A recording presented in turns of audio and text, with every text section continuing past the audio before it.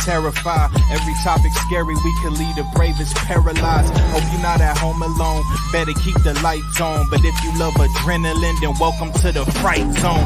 Willie is the leader, the visionary dreamer. Gerard got the joke, scaredy cat the screamer. You gon' get this work if you scared, go to church. This podcast is scariest, you heard it here first. And he said that to me because I was like, I'm just excited that Jeepers Creepers is here. You know, I want to see the character again. But when because he's a huge lover of Jeepers Creepers. Yeah,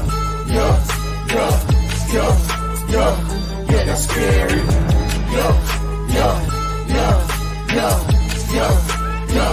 Yeah, that's scary. Yeah, that's scary.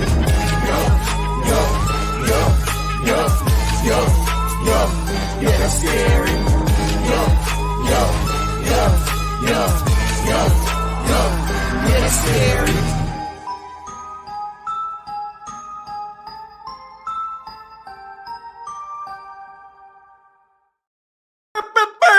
What's up, everybody, and welcome to Yup, That's Scary, because it's gonna be a scary show today. I'm your host, Willie May, and we got a good show for you today. Oh, thank you so much for joining in your new Halloween horror and haunted house podcast. We got a good show for today, and I'm so pumped. I'm excited. It's a beautiful Sunday in Atlanta, Georgia. But on today's show, haunt season is coming upon us soon, but Jake Jarvi'S haunt season has just begun. Sacrifice is the reason for this season, and today's show we talk with Jake on his indie film haunt season. And let me just say, watching the trailer, it gives me everything, because I swear he pegged our industry so well. But on my show today, we got my co-host Jarvid. What's up, buddy? Gerard. What's up? Gerard, where you at? Gerard. Gerard's not here today. But you know what? Guess you know what? I need my co-host to step up, man. Like, for real. I literally just got into the show, and Gerard is not here at all.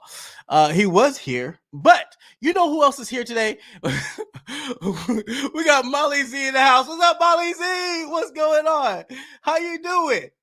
Molly, guess what I got today? And I know all the co-hosts are gonna be jealous, but I got my Molly Z up in that house. Let me just say, the alcohol that you put in here, great.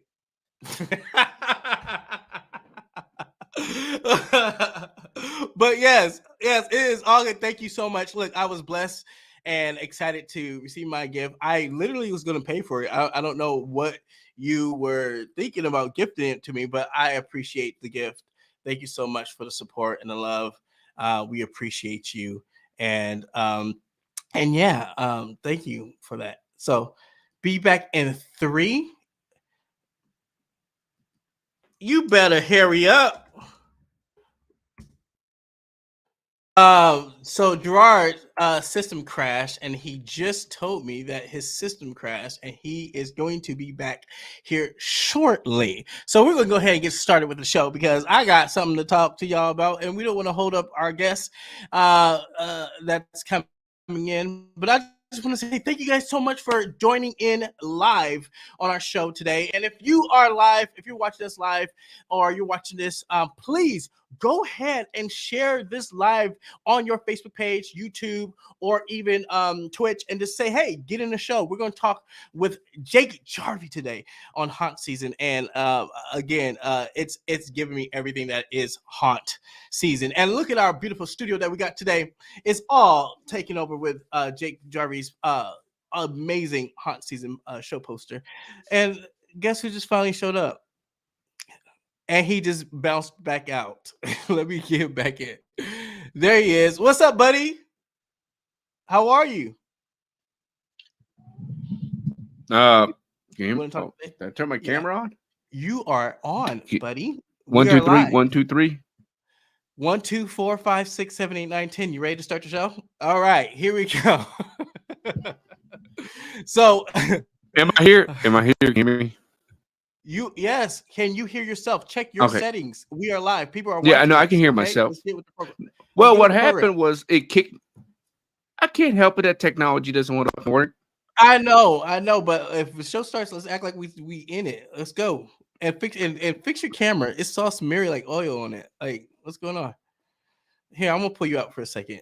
What's your favorite horror film so far, dude? The cups are sick. Yes, again, Anthony. This is Molly Z, who's a big supporter of us, and she is a amazing, and who is really a he.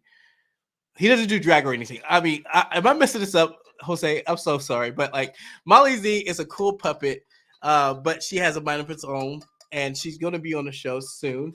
But yes, this is amazing. And here's the thing is, I wanted just a simple one, but he gave me the 3D one, which has this curly blood kind of like spill over, which is amazing. And the alcohol is amazing. But my favorite horror film is Killer Clowns from Outer Space. That is my favorite film. And thanks for asking, because we are going to be literally again answering your questions with Jake Jarvi about Haunt Season, and I can't wait for you guys to check out the trailer. It's amazing. When it hit the World Wide Web, I literally was like, I gotta talk to this guy because I want to know what's in his mind. What made him create this amazing film that is talking everything of my life, even OnlyFans. Thanks for joking. That's that guy right here. No, right here. I'm married. Anyway, right here. There you go. That's this guy. But anyways, I am so. But yeah, Killer Clowns from Outer Space is my favorite, and also I love the Halloween franchise. I love. And let me just say this. I don't know if you see this, but this was given from one of my good buddies. But it is the Nightmare on Elm Street poster. Freddy, I love Freddy.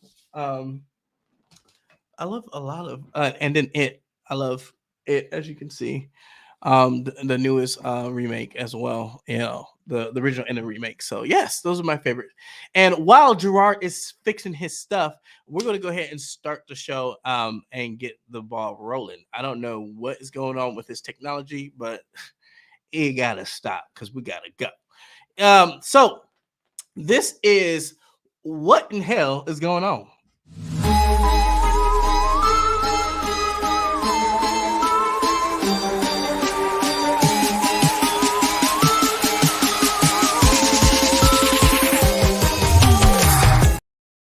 What?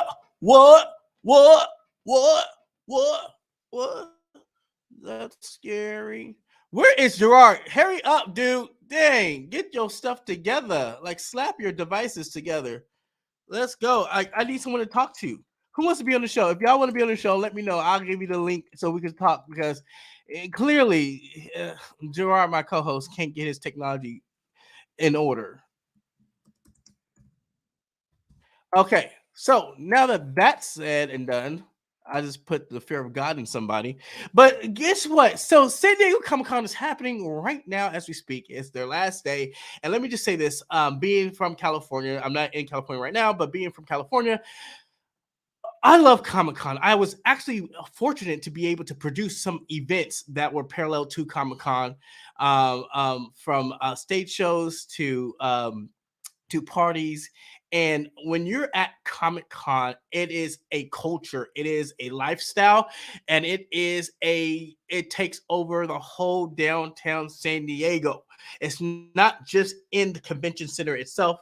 It is literally down blocks and blocks. It is restaurants, it is shows, it is parties, it is empty warehouse that became something. YouTube comes in, Adult Swim comes in, like everyone, like all these major blockbuster cultures come in to display and share their upcoming or next projects, and it is amazing. And then what else is the caveat on Comic-Con is the celebrities that actually come in, and you could see them walking from their hotel room to the convention center, or and then you bump into them in the elevator, you're like, oh, blah, blah, blah, I'm speechless. Well, this year at Comic-Con, there are no celebrities. Nope.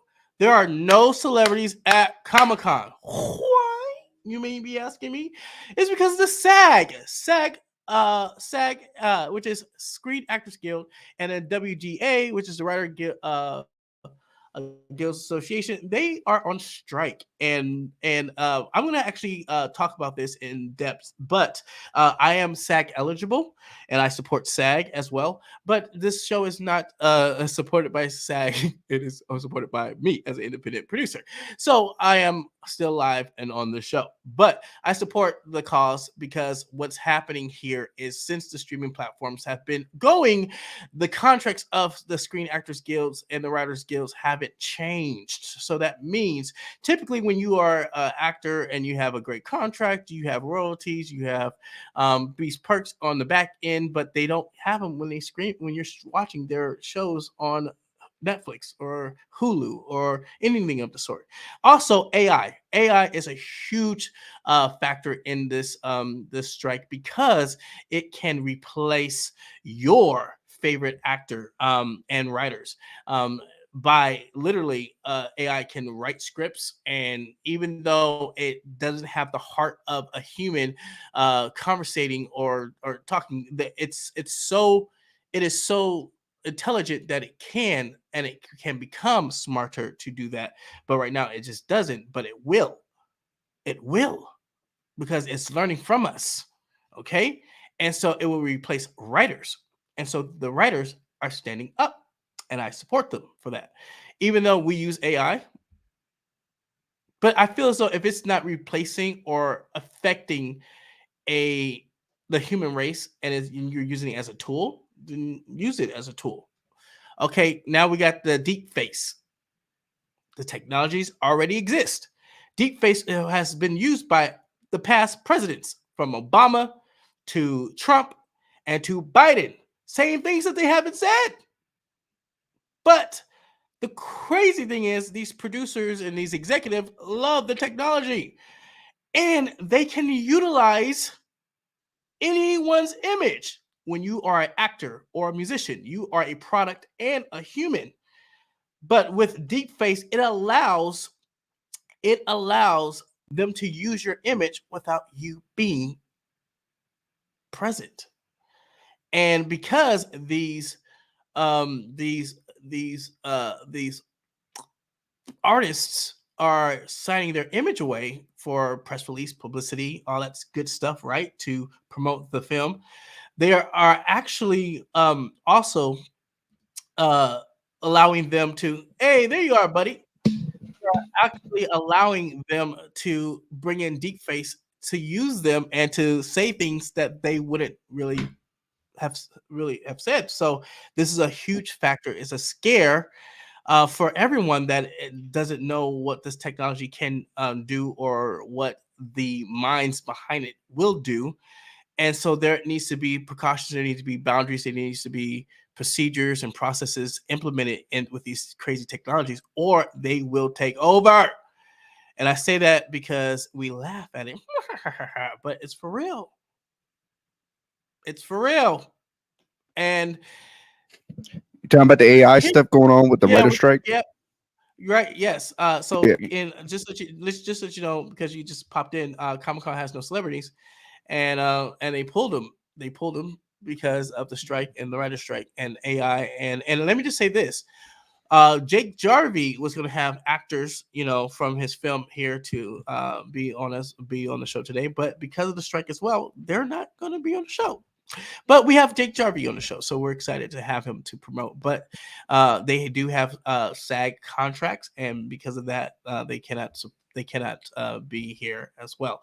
But let me just say this: this is something that is important because and then let me just say this: it's not just you look when you hear these things, you're thinking, wow, these rich people want to be richer, or no, that's not really it. Okay, because some of these actors, they don't need to really strike, they already have their money, right? Like the Rocks and and Jennifer Aniston's. No, they got their money, right? They're cool. Well, I think But hold on, I think what they're hold on, let me finish.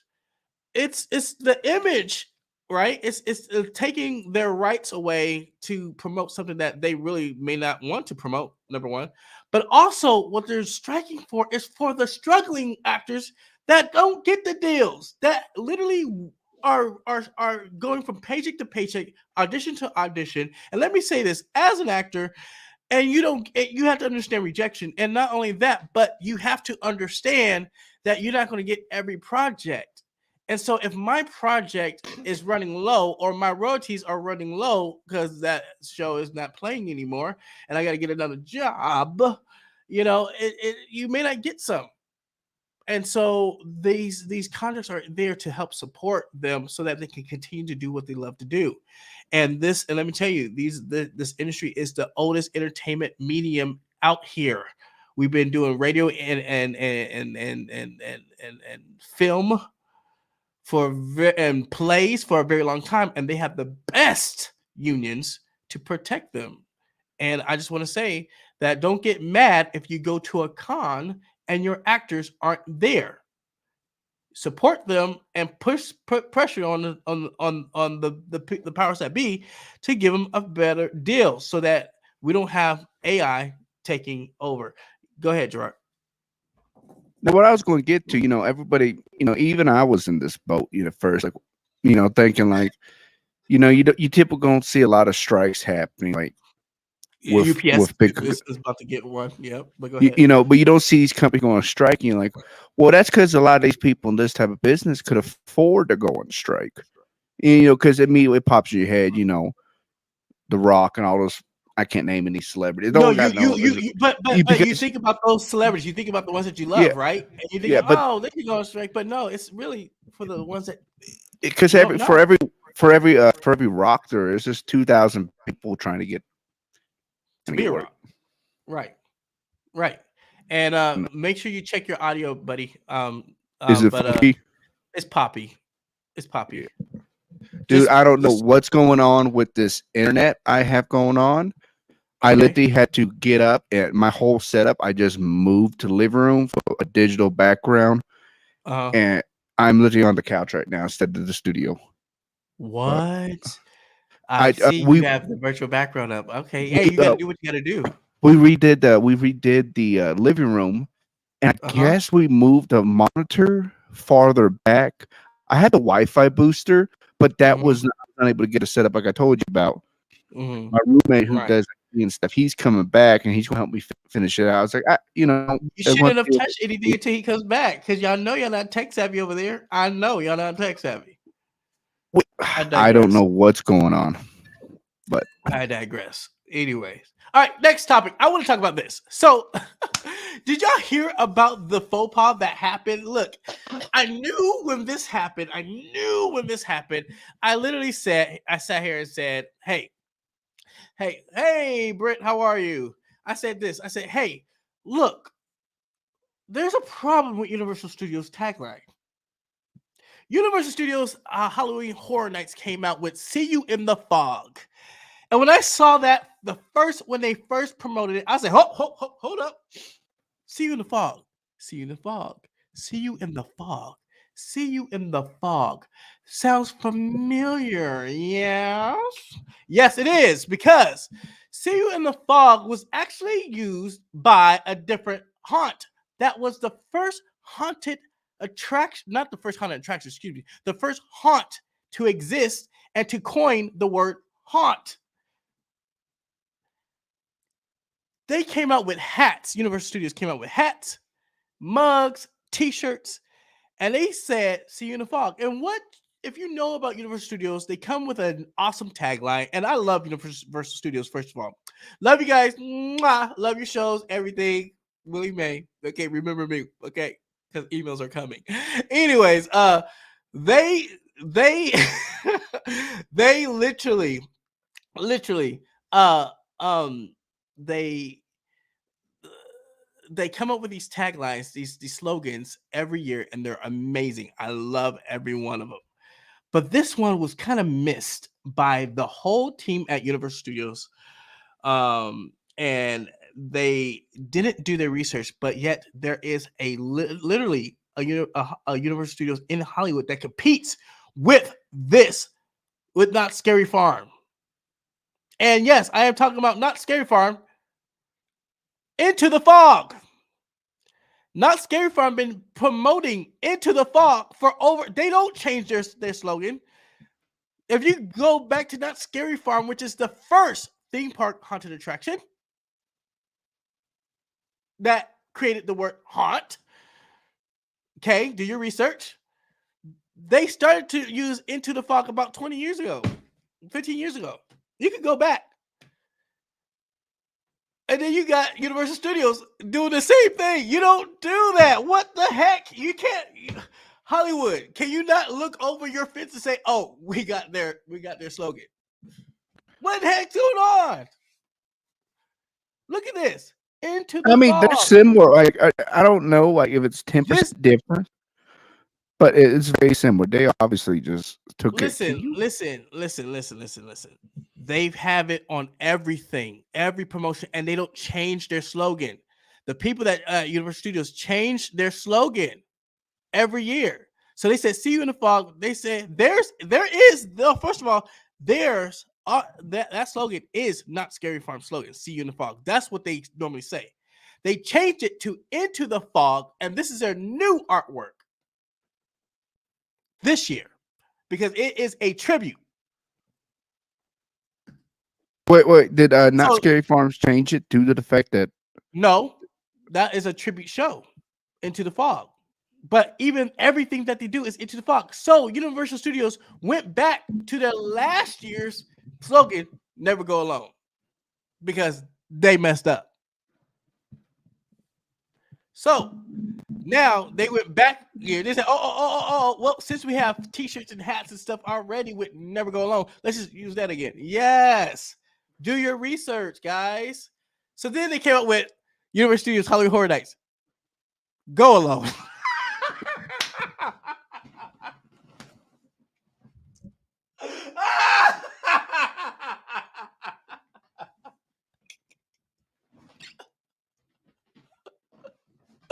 Oh my God, they're hilarious, but it's okay.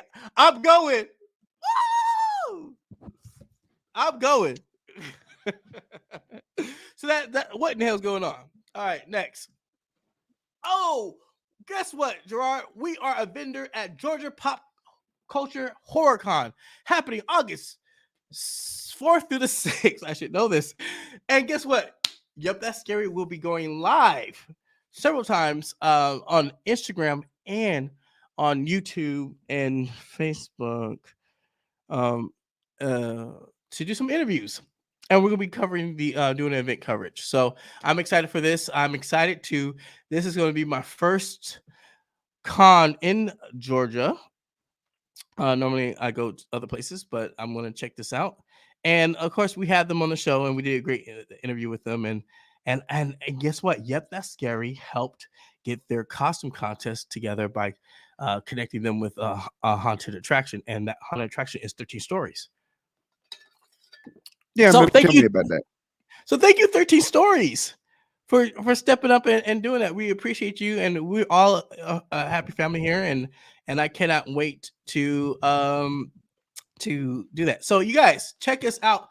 We will be live. We'll be doing some little vignettes, interviews. We'll be just showing you the floor, walking and pacing, and just letting you guys know about that con. And we're just happy to be a part. And because I'm in Georgia now, not California, I want to make sure that I at least connect with the community out here. So I'm excited for that. Yeah. Yeah. You like that? Yeah. That's my current events. Hell Did yeah. I I do missed good? it, but we're here. Yeah, you did. I And, can't help. yeah, your mic is popping, bro. But let me say this. Did you see this? Did you see this? Molly Z came out with she blessed me with a cup. You didn't get one, but I got one with alcohol. And yeah, you could go and get these cups at mollyzombie.com. There it is there. But thank you so much. I appreciate that. Yeah. Woo woo. All right, cool. Dude, you're looking forward to a Killer Clowns from Outer Space video game. Yes. Anthony, we are looking forward. And let me just say this, Anthony, if you're still watching, let me say this. Stay tuned because Killer Clowns will be on our show soon. Okay? And I'm throwing it out in the atmosphere because they love me over here and I love them. And we're going to do a huge takeover. But yes, I cannot wait for that game. And speaking of games, we also have the developers of Texas Chainsaw Massacre game coming August 6th. So they will be here talking about the game as well. So we got two game developers coming in and talking about their horror games, and I'm so excited to have more horror in different IPs and different pipelines. So we're excited for that. So It's interesting seeing all the classic monsters get made into games. Get Texas Chainsaw happening. We got the Killer Clowns from Outer Space. Mm-hmm. There's another one that was coming out. What was it? Or was that Dead by Daylight? And they had like Dead by Daylight, but they also have it was like Dead by Daylight. Like, hey, this isn't Jason, but he's got a hockey mask on and an axe. But this isn't Jason. But also, Gerard, Gun Interactive, who did Texas Chainsaw, just came out with Friday the 13th game. It didn't get a lot of push like this one, but I think Texas Chainsaw, people miss that IP so much that it's getting rave reviews, and it's going to be on all the boxes, all the channels. So that's going to be exciting. Also, Blade is getting a game too. So remember I said that that last Sunday. And our horror news in a minute. Yeah, Blade. Marvel character? Huh? Like the Marvel character Blade? Yeah, Blade. Cool. The Vampire Slayer? Yeah, Marvel. That's what I mean. Marvel. He's a comic book, Blade. Who else would I be talking about? There's bound to be somebody else. Okay. So let's do horror news in a minute. Let's go.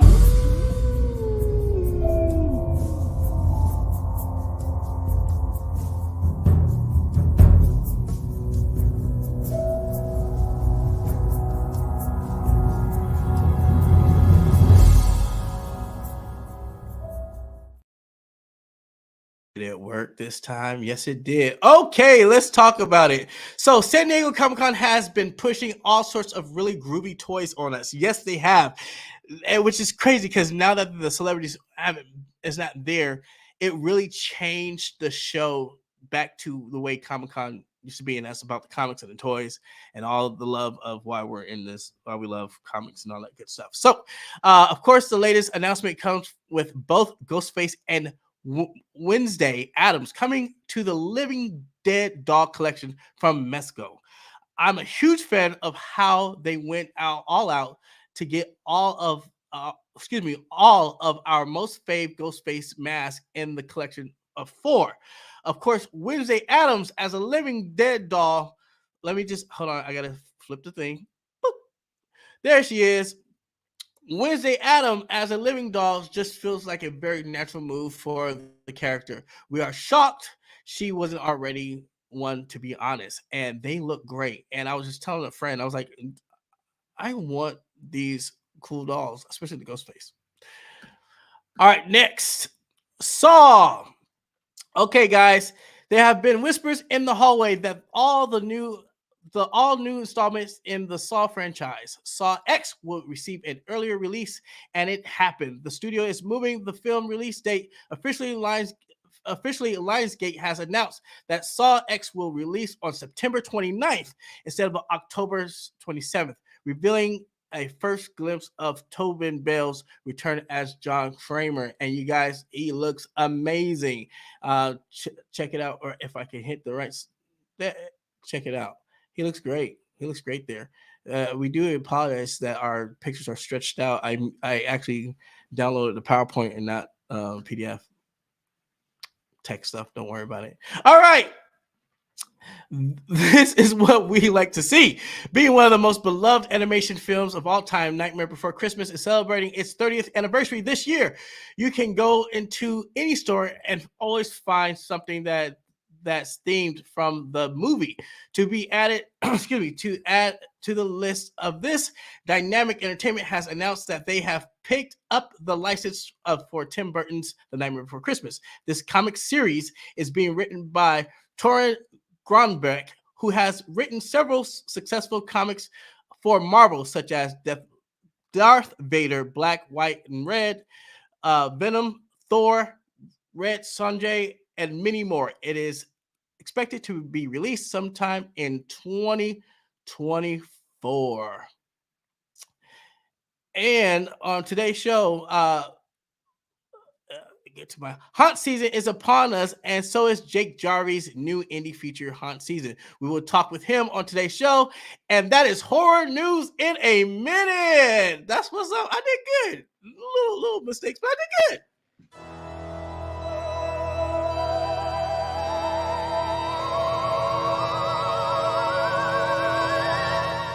Welcome, dear friends, to Spooky Town, where the living dead have found a place to rest in pieces.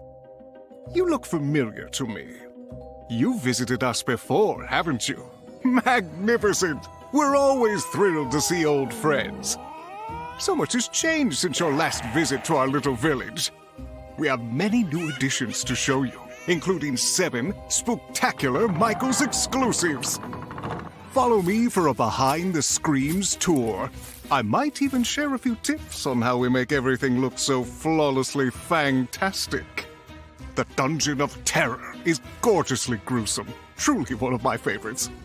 I love listening to the beasts roar as they soar overhead, not to mention the screams of the souls trapped inside. This imposing gentleman arrived in town recently with his delightful dungeon cart. Word to the wise, you don't want to get on the Reaper's bad side. Trust me, it's not a comfortable ride. My dear friend Undead Eddie works here at the Bigfoot Brewhouse. You'll find all walks of life, and mostly death, in this torchlit tavern. Locals love the ambiance and the proprietor's famous Yeti spaghetti. Oh, hello there, madam. As you can see, no detail is too small for our clever creator. She's certainly been generous with the moss, muck, and dead leaves.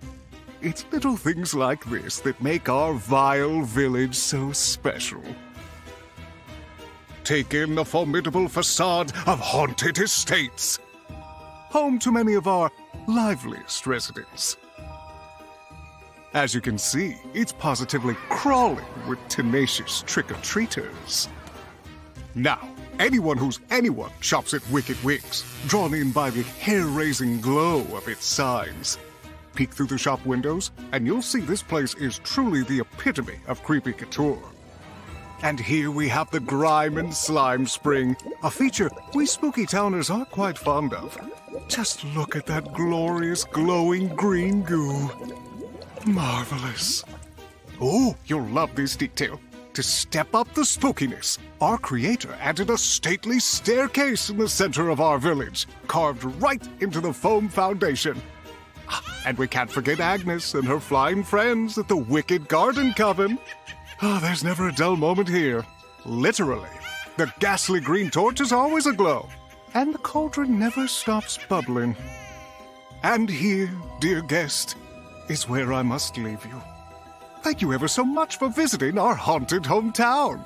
We hope you'll drop by again soon. Remember, you can find these Michael's exclusive Spooky Town collectibles and other frightfully fun supplies at michaels.com or a store near you. Happy Halloween!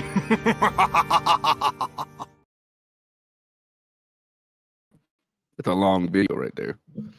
We'd like to thank our sponsors, Fear Expo Live. Fear Expo Live is the newest national haunted attraction trade show industry, bringing together haunters and vendors. They are dedicated to connecting attraction owners with the latest products and services from the industry leading vendors earlier in the year to ensure products are delivered on time and ahead of schedule at some of the best prices. For more information, visit fearexpolive.com. That's fearexpolive.com. Yeah, that was that was kind of a long video, but it's all right. We want to thank our partners over here at Michael's. They're trying to look. If that's what they swinging. That's what they swinging.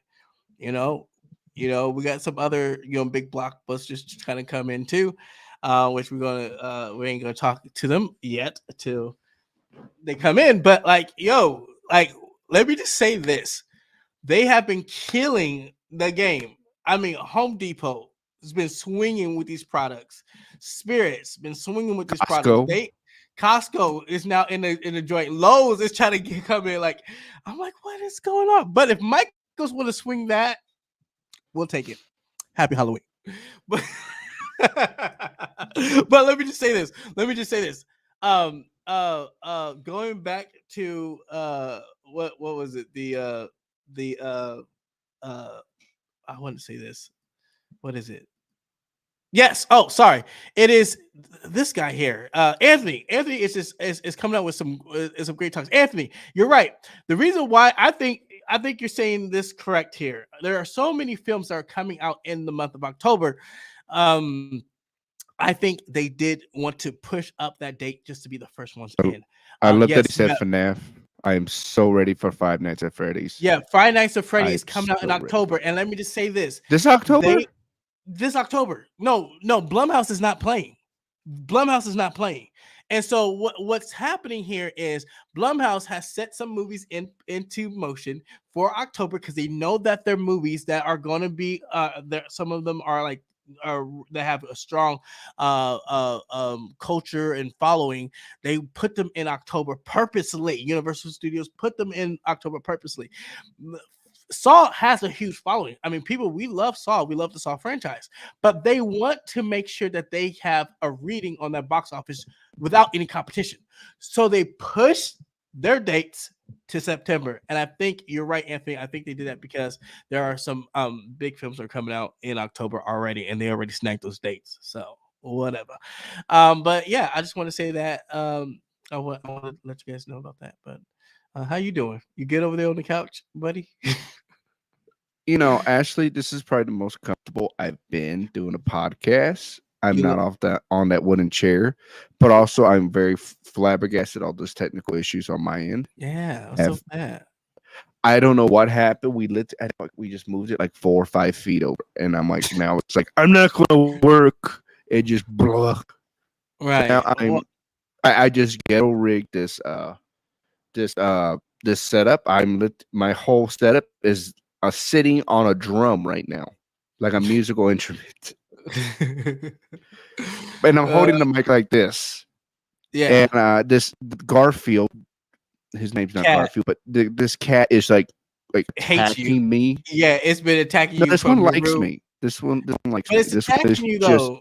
No, attacking me, like not going after me, but like let me get your lap and everything. It's just like, get the fuck away.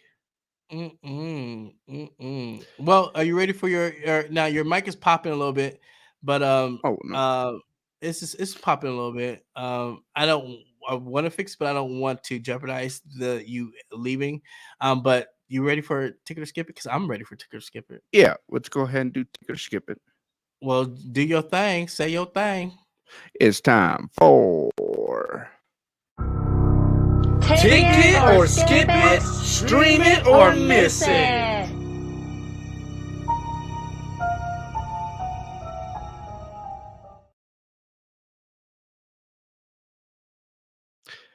Disney's Haunted Mansion coming out July 27th. Is it July 27th? 28th. My mistake, guys. Sorry. Who remembers the OG 2003 Haunted Mansion with Eddie Murphy? Well, I don't. So watching this trailer, I went into it with no idea what the fuck is about to expect. And boy, I'm not going to lie. Wow. That's my best. Wait! I should warn you before you step inside the house. This could change the course of your entire life. I'm not afraid of a couple ghosts. You say that now.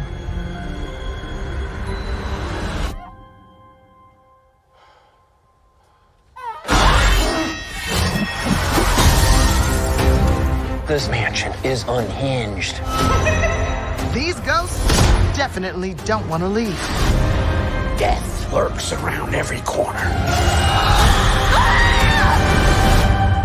God, give us a break. There's so many bad people in the world. Haunt them. Amen. I do like surprises. Is anybody else seeing this? I hope you do too. We're gonna fight, whether we like it or not. Or else we're stuck here for eternity. If this comes down to an exorcism, we're in big trouble.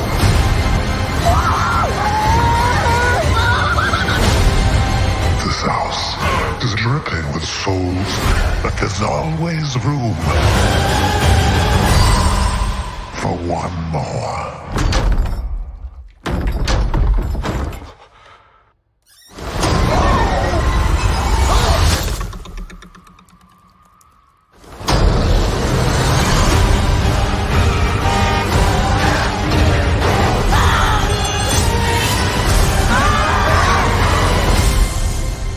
Friend was mugged. He was tall. He had hair that was sticking out of a top hat. Top hat.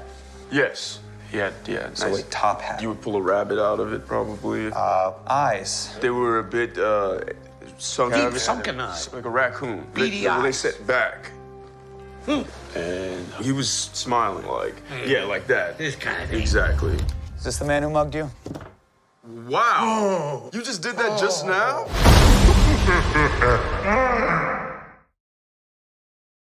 Yo, first of all, before we even start this, that's funny. I want to bring Jake is in the studio and I want to bring him in. Can we take or skip it with him? Can I bring him in on this one? Yeah, you cut off my eviction jokes. Did I? You saw. Okay, go ahead. Say it now. Go ahead. Wow. Owen Wilson played a priest and Danny fucking DeVito trying to evict some ghosts. Let's take a quick look at Haunted. It doesn't work now. The build doesn't work out. It doesn't. We're gonna bring in Jake Jarvi on this segment. This is Tick It or Skip It, because he is a film writer and director, and I want to get his take. He's here right now. So, ladies and gentlemen, Jake. Hold on, let me get the sound effect. I wish we need to get our production manager. We need to hire some people because I can't do it all. All right, ladies and gentlemen, Jake Jarvi. Hello. What's up, buddy? How are Hi. you? Good. How are you? Good to see you as well. So we have this segment called Tick It or Skip It. And what it is is we listen to Gerard. He picks his little 3 films. One of them has been Haunted Mansion. We watch the trailer, and then we make a notion off just seeing the trailer if we're going to skip it or we're going to get a ticket. And if it's being streamed, we're going to say we're going to stream it or we're going to miss it. Right. The only thing about that is that the strike guidelines just recommended that you not, a person such as myself who wishes to be a part of the Writers Guild, not comment on promotional materials of things that belong to the studios. So that means to remove you. I am going to refrain. I love the segment. I really enjoyed watching along with you guys that last trailer, but I cannot comment at this time. I understand. I totally understand. So I can only talk about our movie because we don't have a distributor. So I'm gonna. But thank you for letting me know that. I appreciate you for letting me know that. Yep. I'm gonna remove you from it, and we're just gonna do it. But I wanted to get your take. But yeah, I understand. I'll see you in a bit. All right. Talk to you soon. All right. Bye. Oh, see, told you guys. That's what happens. That's just what happens. It happens. We got to, and the thing is, we want to respect it and we want to support that so we can get that's fixed. But okay, so I'm gonna say. So go ahead, ask me the question. I know it's your segment. Go ahead. Would you?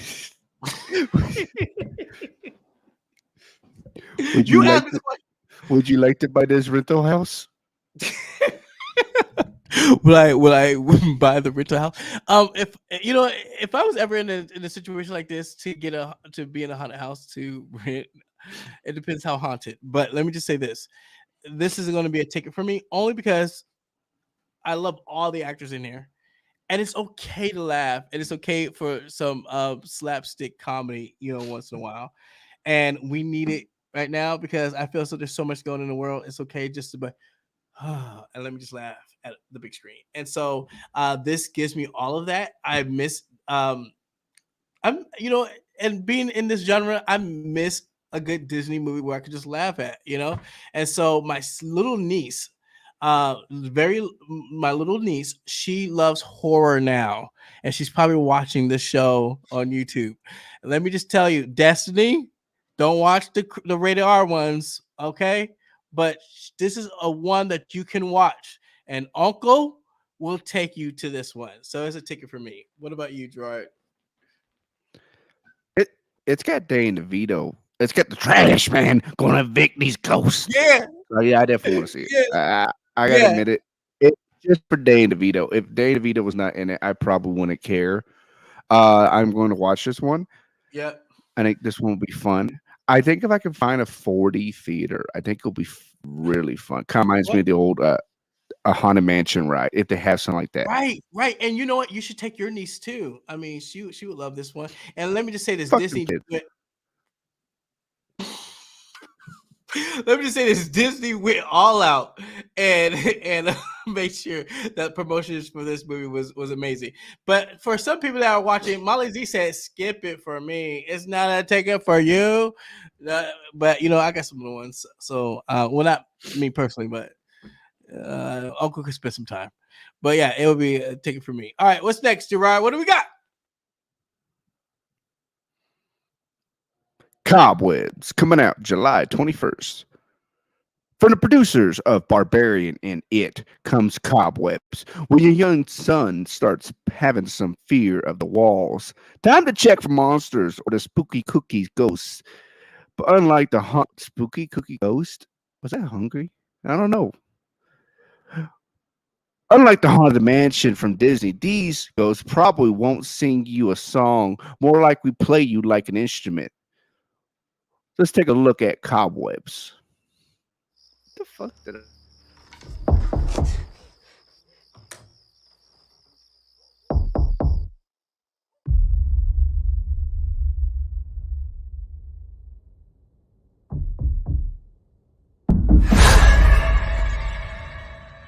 It's okay. It was just a bad dream. I heard it again. No more nightmares tonight. Okay, champ?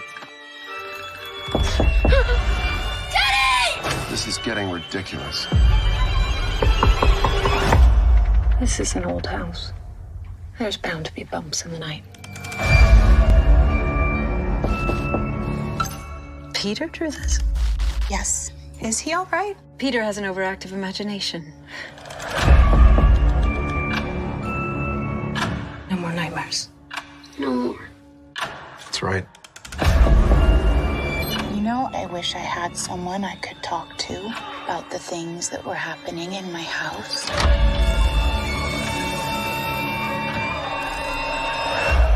Mom?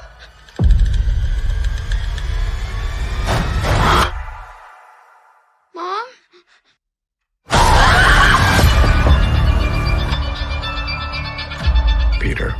Sometimes you have to make hard decisions to protect your family.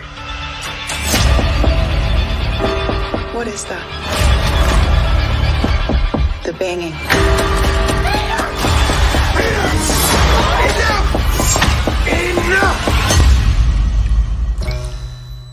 You don't hear anything, Peter.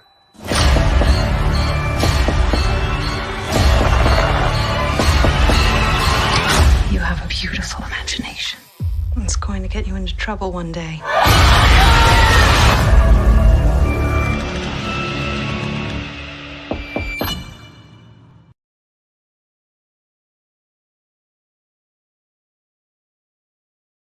That was okay. So good. I watch these trailers once when I pick them, and that's all I do. I just want to watch them once, so I have a secondary reaction with everybody else. Man, when the fuck did bath times become a family affair? Okay, Mom, Dad, I won't have a nightmare anymore. Y'all come in here and have a serious conversation with me in the bathtub, just like Uncle Jamal. It's all good now. Listen, I don't mind that because I think parents need more connection with the kids nowadays. So if you have a meeting in the bathroom, you have a meeting of the minds in the bathroom. You know, And that's Homelander, is it not?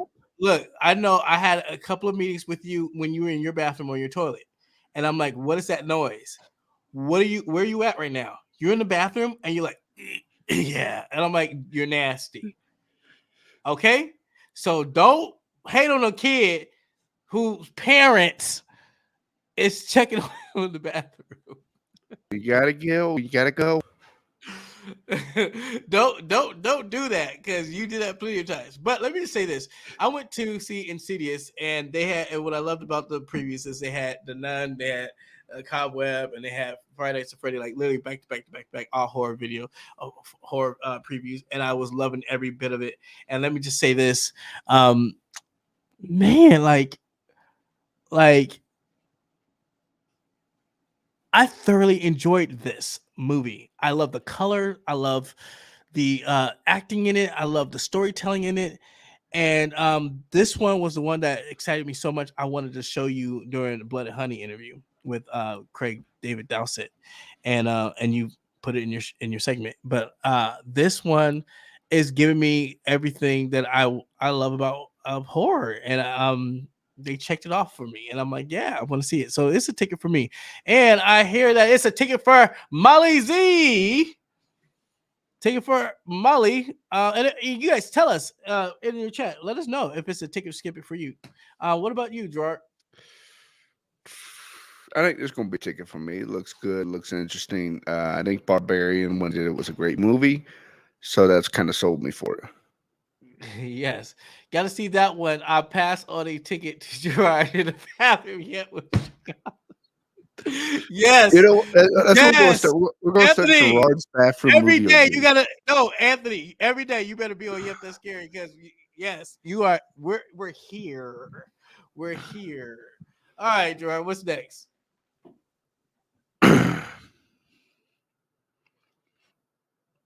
Meg 2. Coming out August 2nd. Okay, for this trailer, I'm getting Jurassic Park, Pacific Rim, and Power Ranger vibes. Yes, it's difficult to explain, but hopefully y'all catch my drift. With this film, it's keeping dinosaur shark theme, but opening the gates with a bit of some more. Creatures from the deep. Would be surprised to see this Meg evolving, going to the center of the earth, fighting off dinos. You see what I mean? This is difficult to read off my cell phone. It's this big. Oh my God. Let's check it out.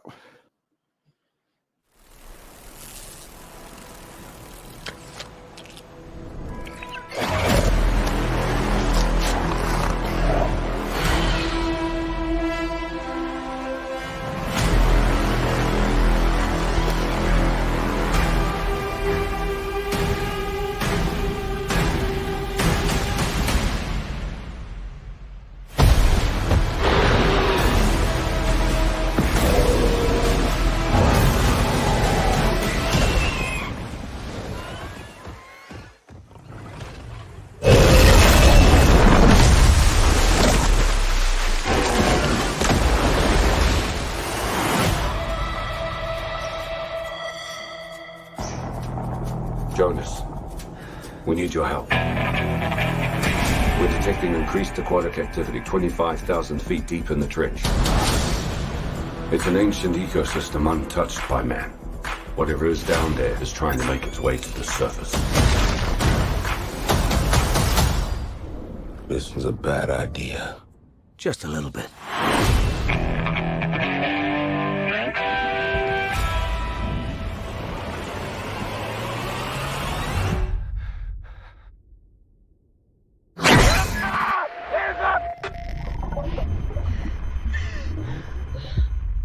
Jonas, we've got company.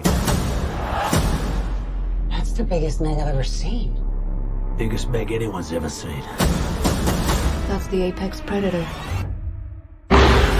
Everybody make it to the station! You can make it! Inside! 3 massive Megs and who knows what else have escaped the breach. We just hope it goes better than last time.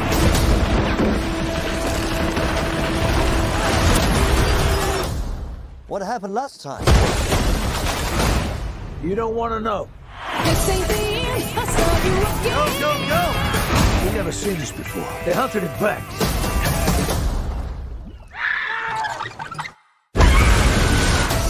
We can relax. This place, Meg-proof. I mean, Jonas was always afraid of this, but I was also thinking...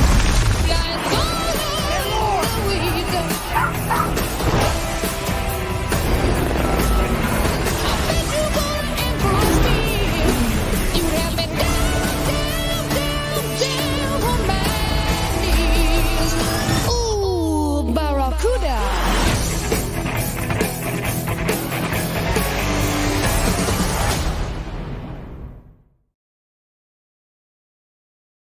Wow.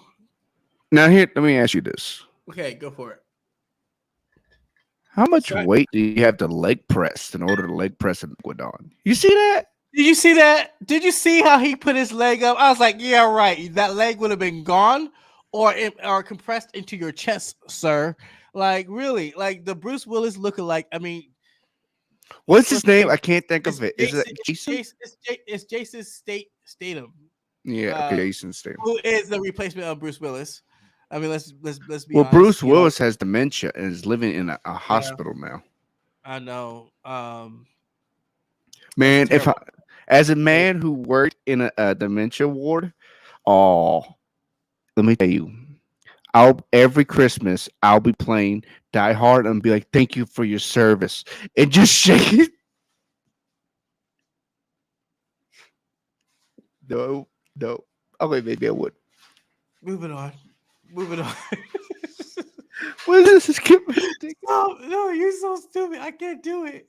I can't do it with you. So, anyways, because of Shark Week, man, you know what? Listen, I don't want to see it in theaters. I'll just wait till it comes out in streaming. But because it's Shark Week, I'll say, take it from me. What about you? Oh, it's gonna be a stream for me.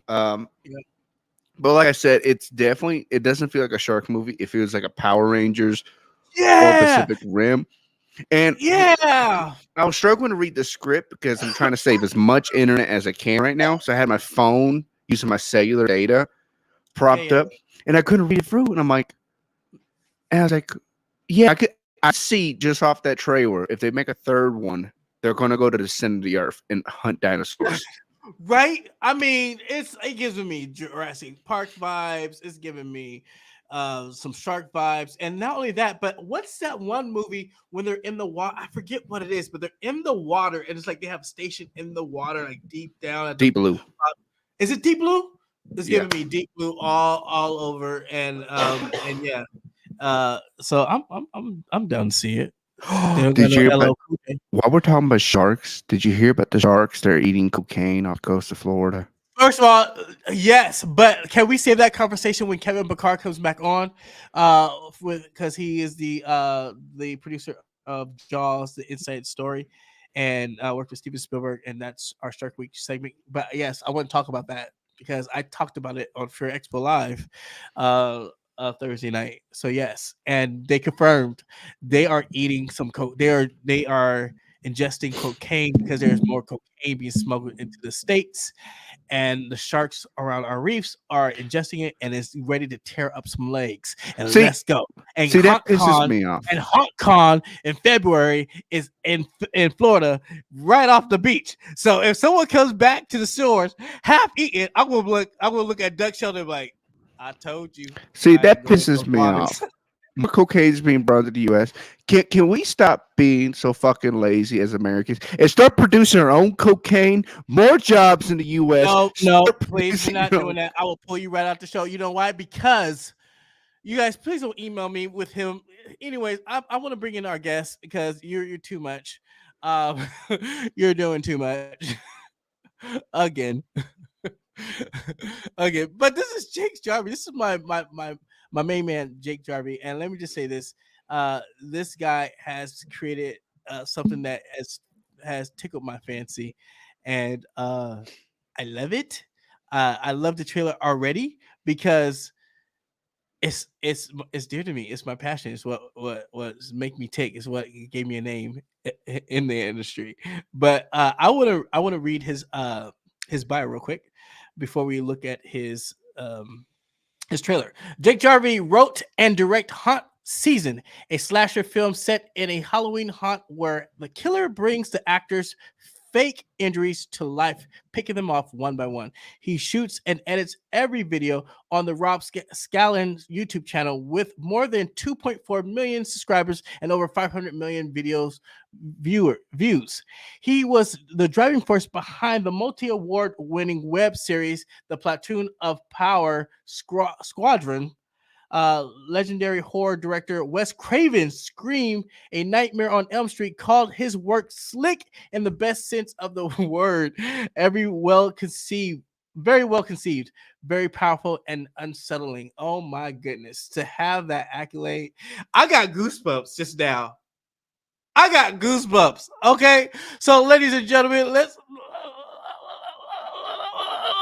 view Haunt Scene. Check it out.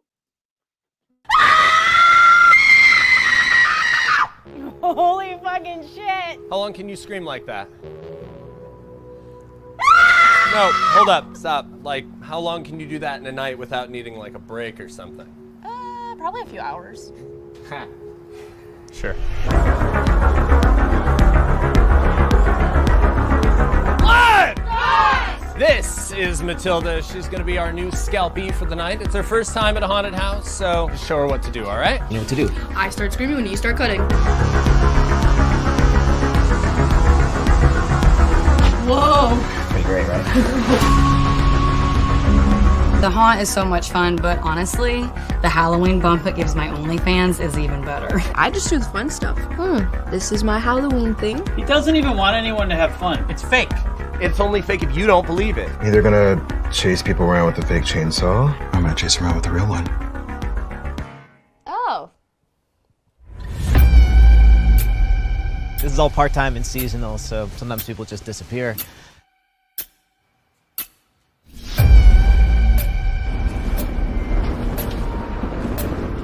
Stop. You think she disappeared? I don't know, that sounds dumb, but it's weird, right? It's not that weird. It's the haunt. Josh was MIA from autopsy tonight, too. Sometimes people get sick of the makeup. Great door scare. Other people are just in it for the money. Hey, come on, we got a show going. We gotta get out of here. Come on. Point is, it happens all the time.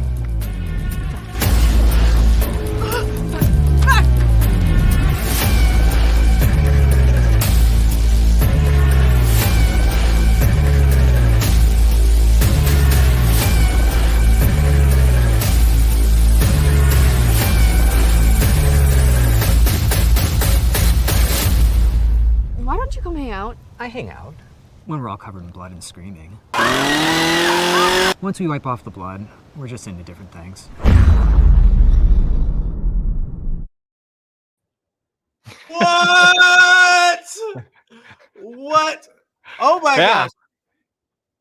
First of all, when I first saw this trailer, I fell in love with it because the lines, the the one-liners was everything. It was just everything for me. I swear to you, Jake. This first of all, how are you? How are you doing? I'm doing great, man. Thanks for having me. It's really a pleasure to be here. Thank you for creating something that I love to do. And Yeah. thank you for putting it in the spotlight that these conversations. Look, I have these conversations with people. I ain't gonna lie, and you magnified it with a magnifying glass, and you put it in your film, and I'm laughing at it because there's been one OnlyFans conversations.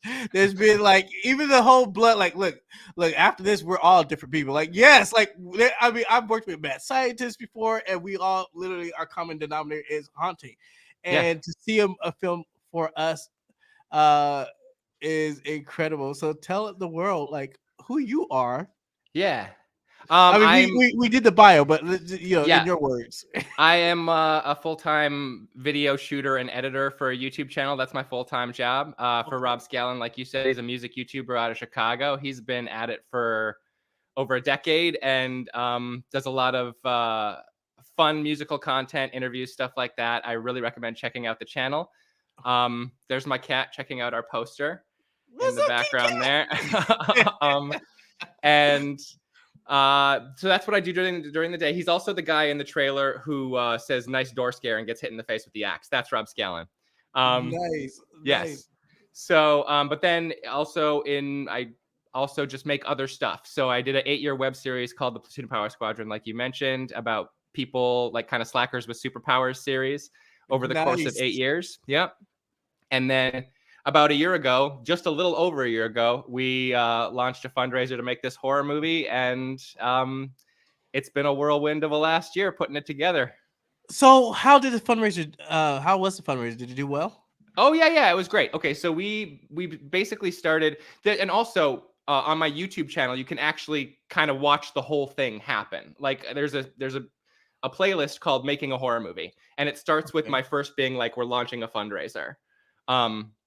And then you kind of watch week to week what happens as we are raising funds, like trying to get actors together, doing the whole thing.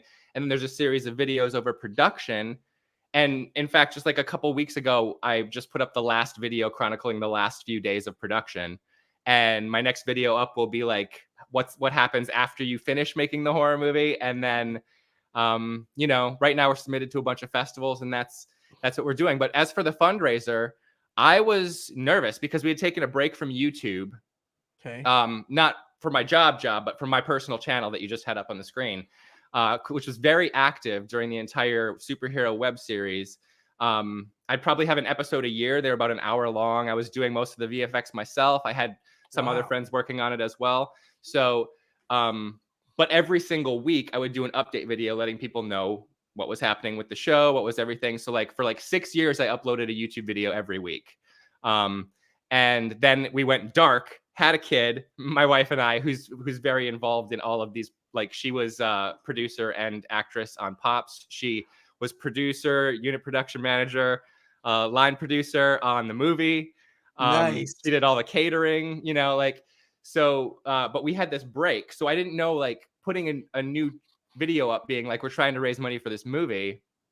I didn't know how it was going to go, but it went very well, very quickly. And we raised money past what we were trying to raise. Beautiful. Yeah. And then,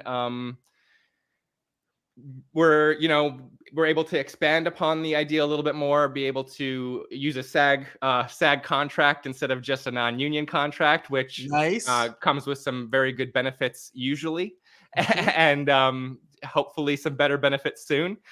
And so just we were able to make it on a larger scale than we were even hoping to. And I knew I just wanted to get kind of two things out of it. One, I wanted to kill a bunch of people on screen, make it bloody, make it fun. Yeah.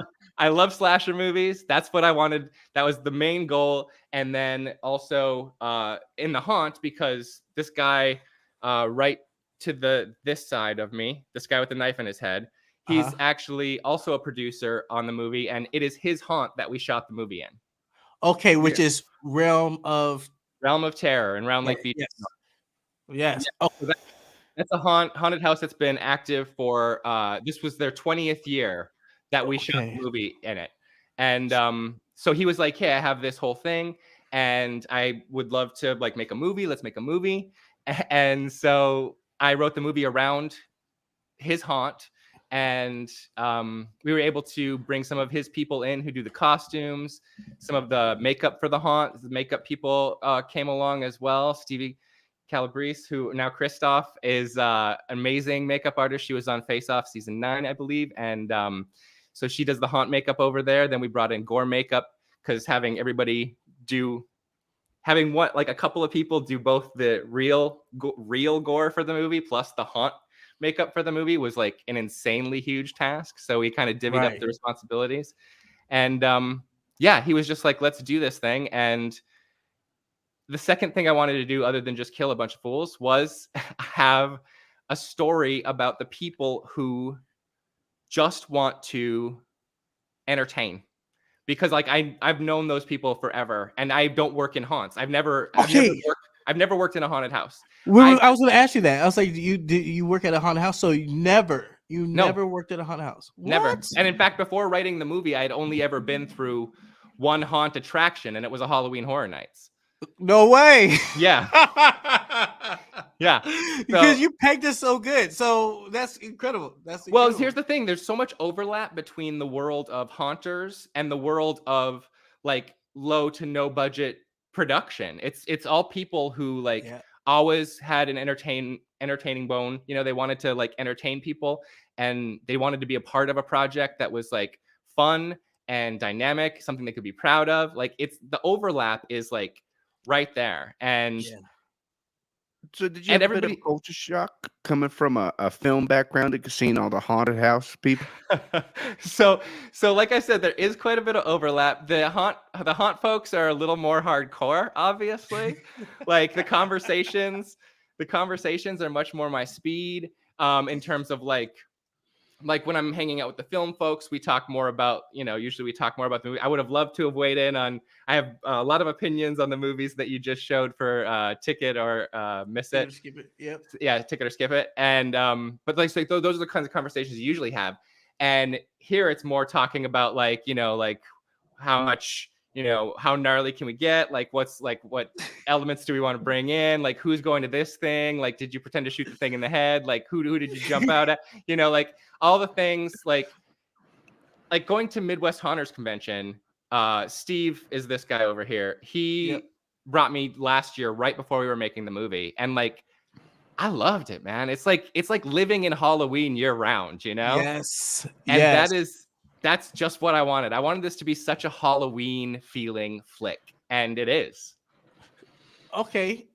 Gerard, you want your first question, because I got a question already. Go ahead. Send yours first. So my question is, did you so you went to Halloween Horror Nights?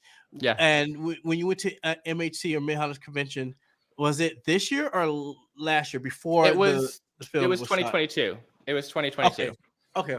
Yeah. Did you play the trailer for the No. So in 2022 we hadn't even made the movie yet. So it was like we were still raising funds, because it was like, if it was the same timing as this year, then it was like end of June. So our fundraiser was still ongoing when I went to Midwest Haunters Convention. So you were soaking it all up. Yeah. I was just trying to I bought a t-shirt and just like ogled everything. I loved looking at it all. And if you go through my making of a horror movie thing, you see like one of the weekends in between, like trying to order some weapons and do some casting calls, you see the footage from me going to Midwest Haunters Convention. I gotta check that out. I'm gonna be streaming that. Yeah. I'm gonna be streaming that because I want to see the whole process of putting up your first movie. So for sure, yeah. Did taking a break from your YouTube channel affect it at all? Yeah, well, sure. Like when I first got into the whole YouTube thing with the web series, like a buddy of mine named Craig Benzine, he is also in the movie. He's the guy going through the skeleton hallway with the ground fog going.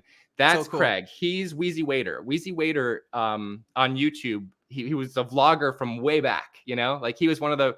I don't know if you know who the Vlog Brothers are.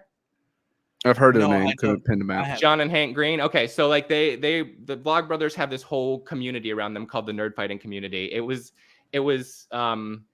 back in like 2010s to 2015. It was like the super heyday of this whole thing, and Craig was kind of an ancillary channel to the community. And then he also acted in my web series, so I kind of got pulled into the community as well, which great group of people, super enthusiastic, super fun, really fun time.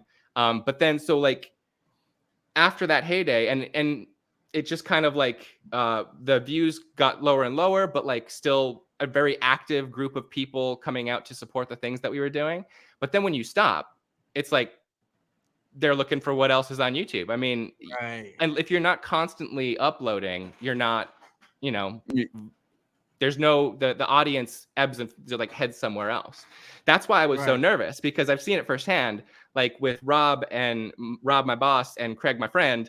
Like they have very successfully managed to start with one thing on their channels and kind of move with the times of YouTube and kind of like open up the gates of like what brings people in, and their audiences have grown and grown, and as people leave, new people come in because they know how to kind of ride the wave of YouTube. And having seen that firsthand, like that's why I was so scared, man. I was like, is anybody even gonna care to come and support this? And that's why I was so just heartwarmed, and just I was so gratified that people still cared enough and believed enough in what we had previously done to be like, let's see what they can do with a feature, you know? That's awesome. I'm glad that you had a good successful fundraiser, and I'm glad that wave came over. And it's always good to see how things are evolving, you know, like even with Yep, That's Scary, we're slowly seeing things kind of have, you know, find its way or different directions and whatnot, and we're learning as we go. But I would love to be the fly on the wall just to see them do it, because those channels are very successful, and you've been a part of those successful pushes. So I've been around. I don't know that I've been Yes, a part you have. of. I've been around those successful pushes. Like Yeah. everything that Rob and Craig have done, they've done like, you know, like they've been like, what do you think about this? But I don't know the same things that they know, you know? Wow. And it's just really, it's inspiring to see them do it all. So what was your background before you got into filming YouTube videos? Yeah, dude. So I spent a few years in LA. I was trying to do the actor thing for a long time. I was in the movie called Old School back in 2003. No way! No way!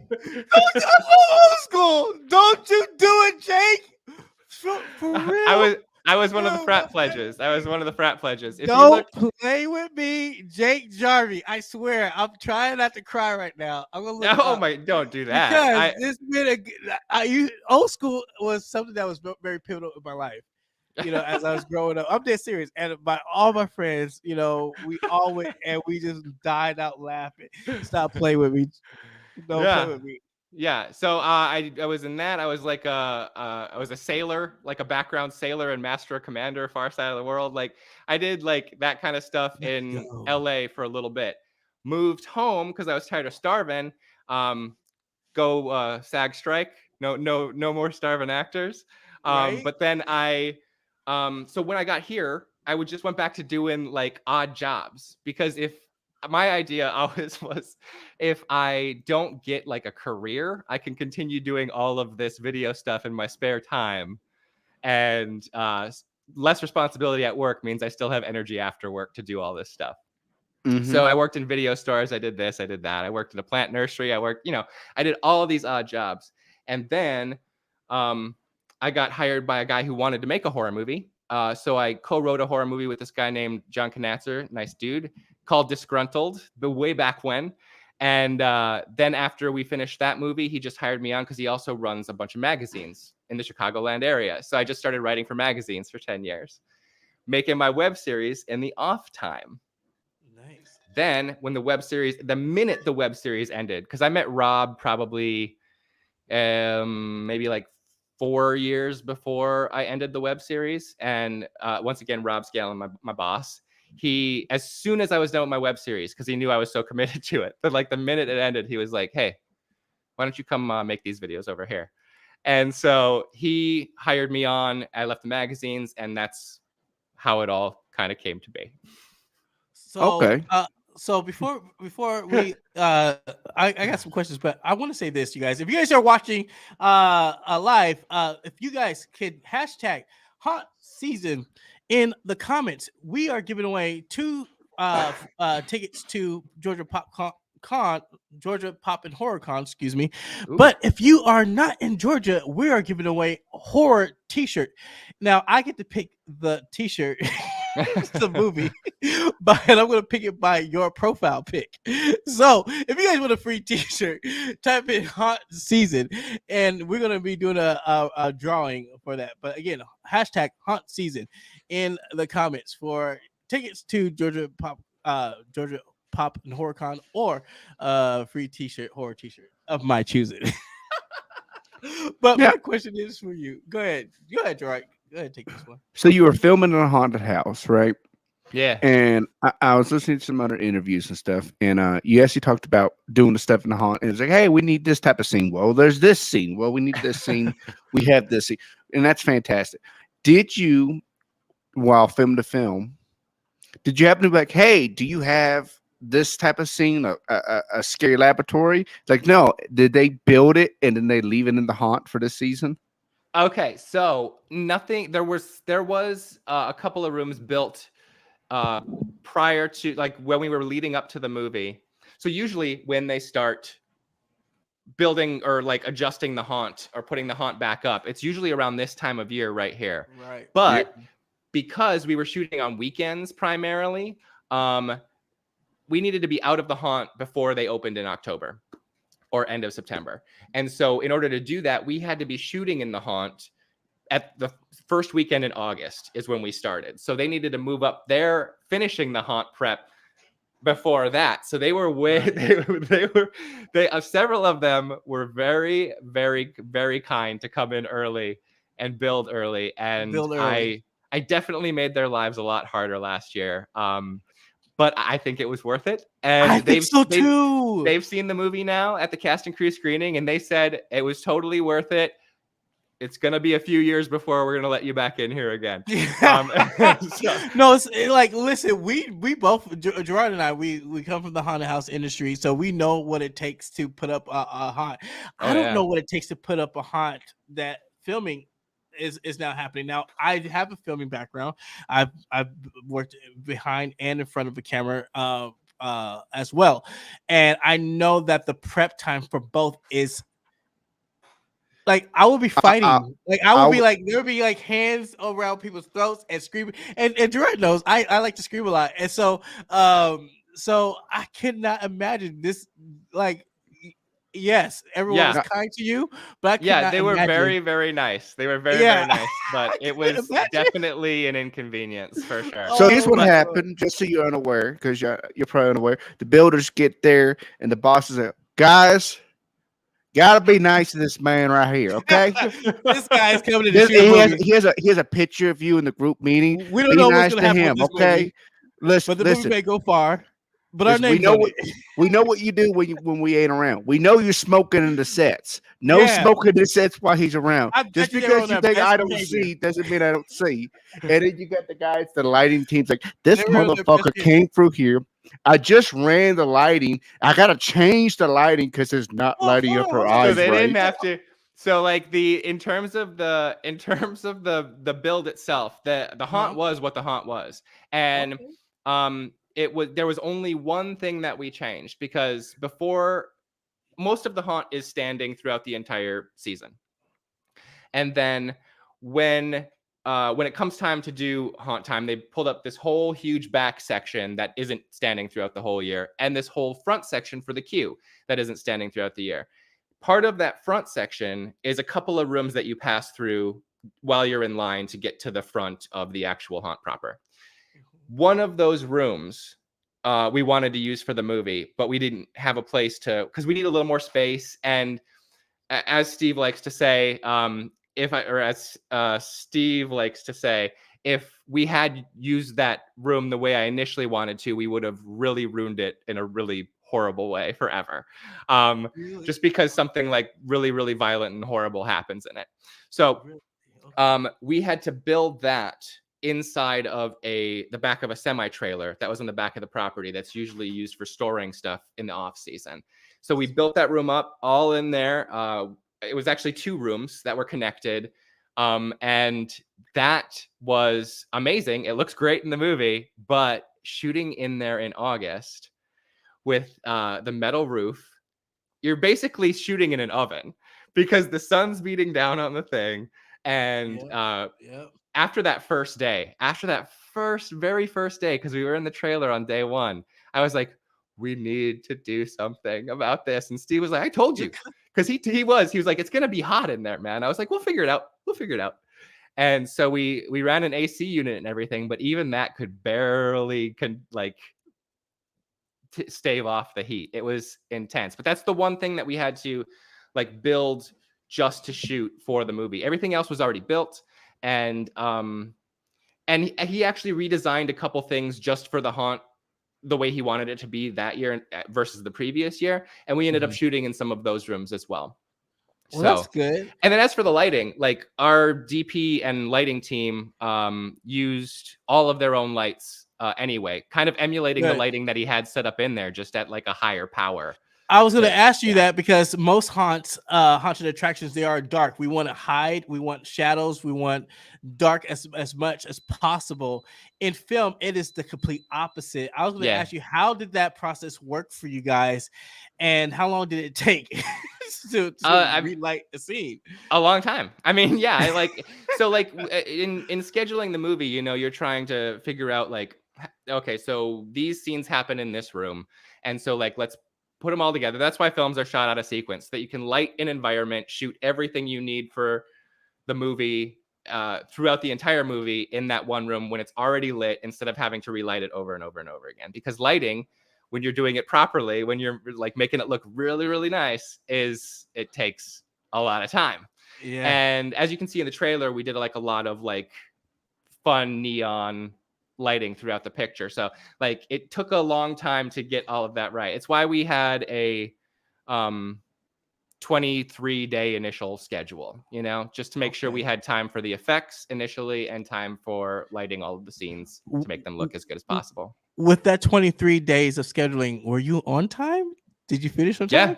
So we finished on time. Then we had a pickup afterwards. We had a one pickup day because there were a couple things throughout production, not because that they didn't fall off the schedule. Excuse me.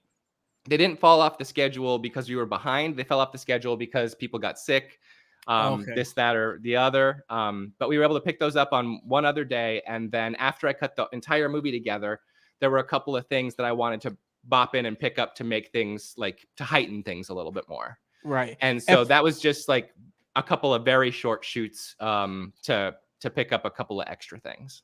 And for the ones that don't know, pickups is what the word says. This is you're picking up scenes that, you know, after you finish shooting, after production, and you want to do some continuities or want to make sure that the continuity of the film is all together, you just go back and pick up. And most contracts for actors, they allow the studio or the production house to do pickups so that they can finish and, you know, put the cherry on the cake.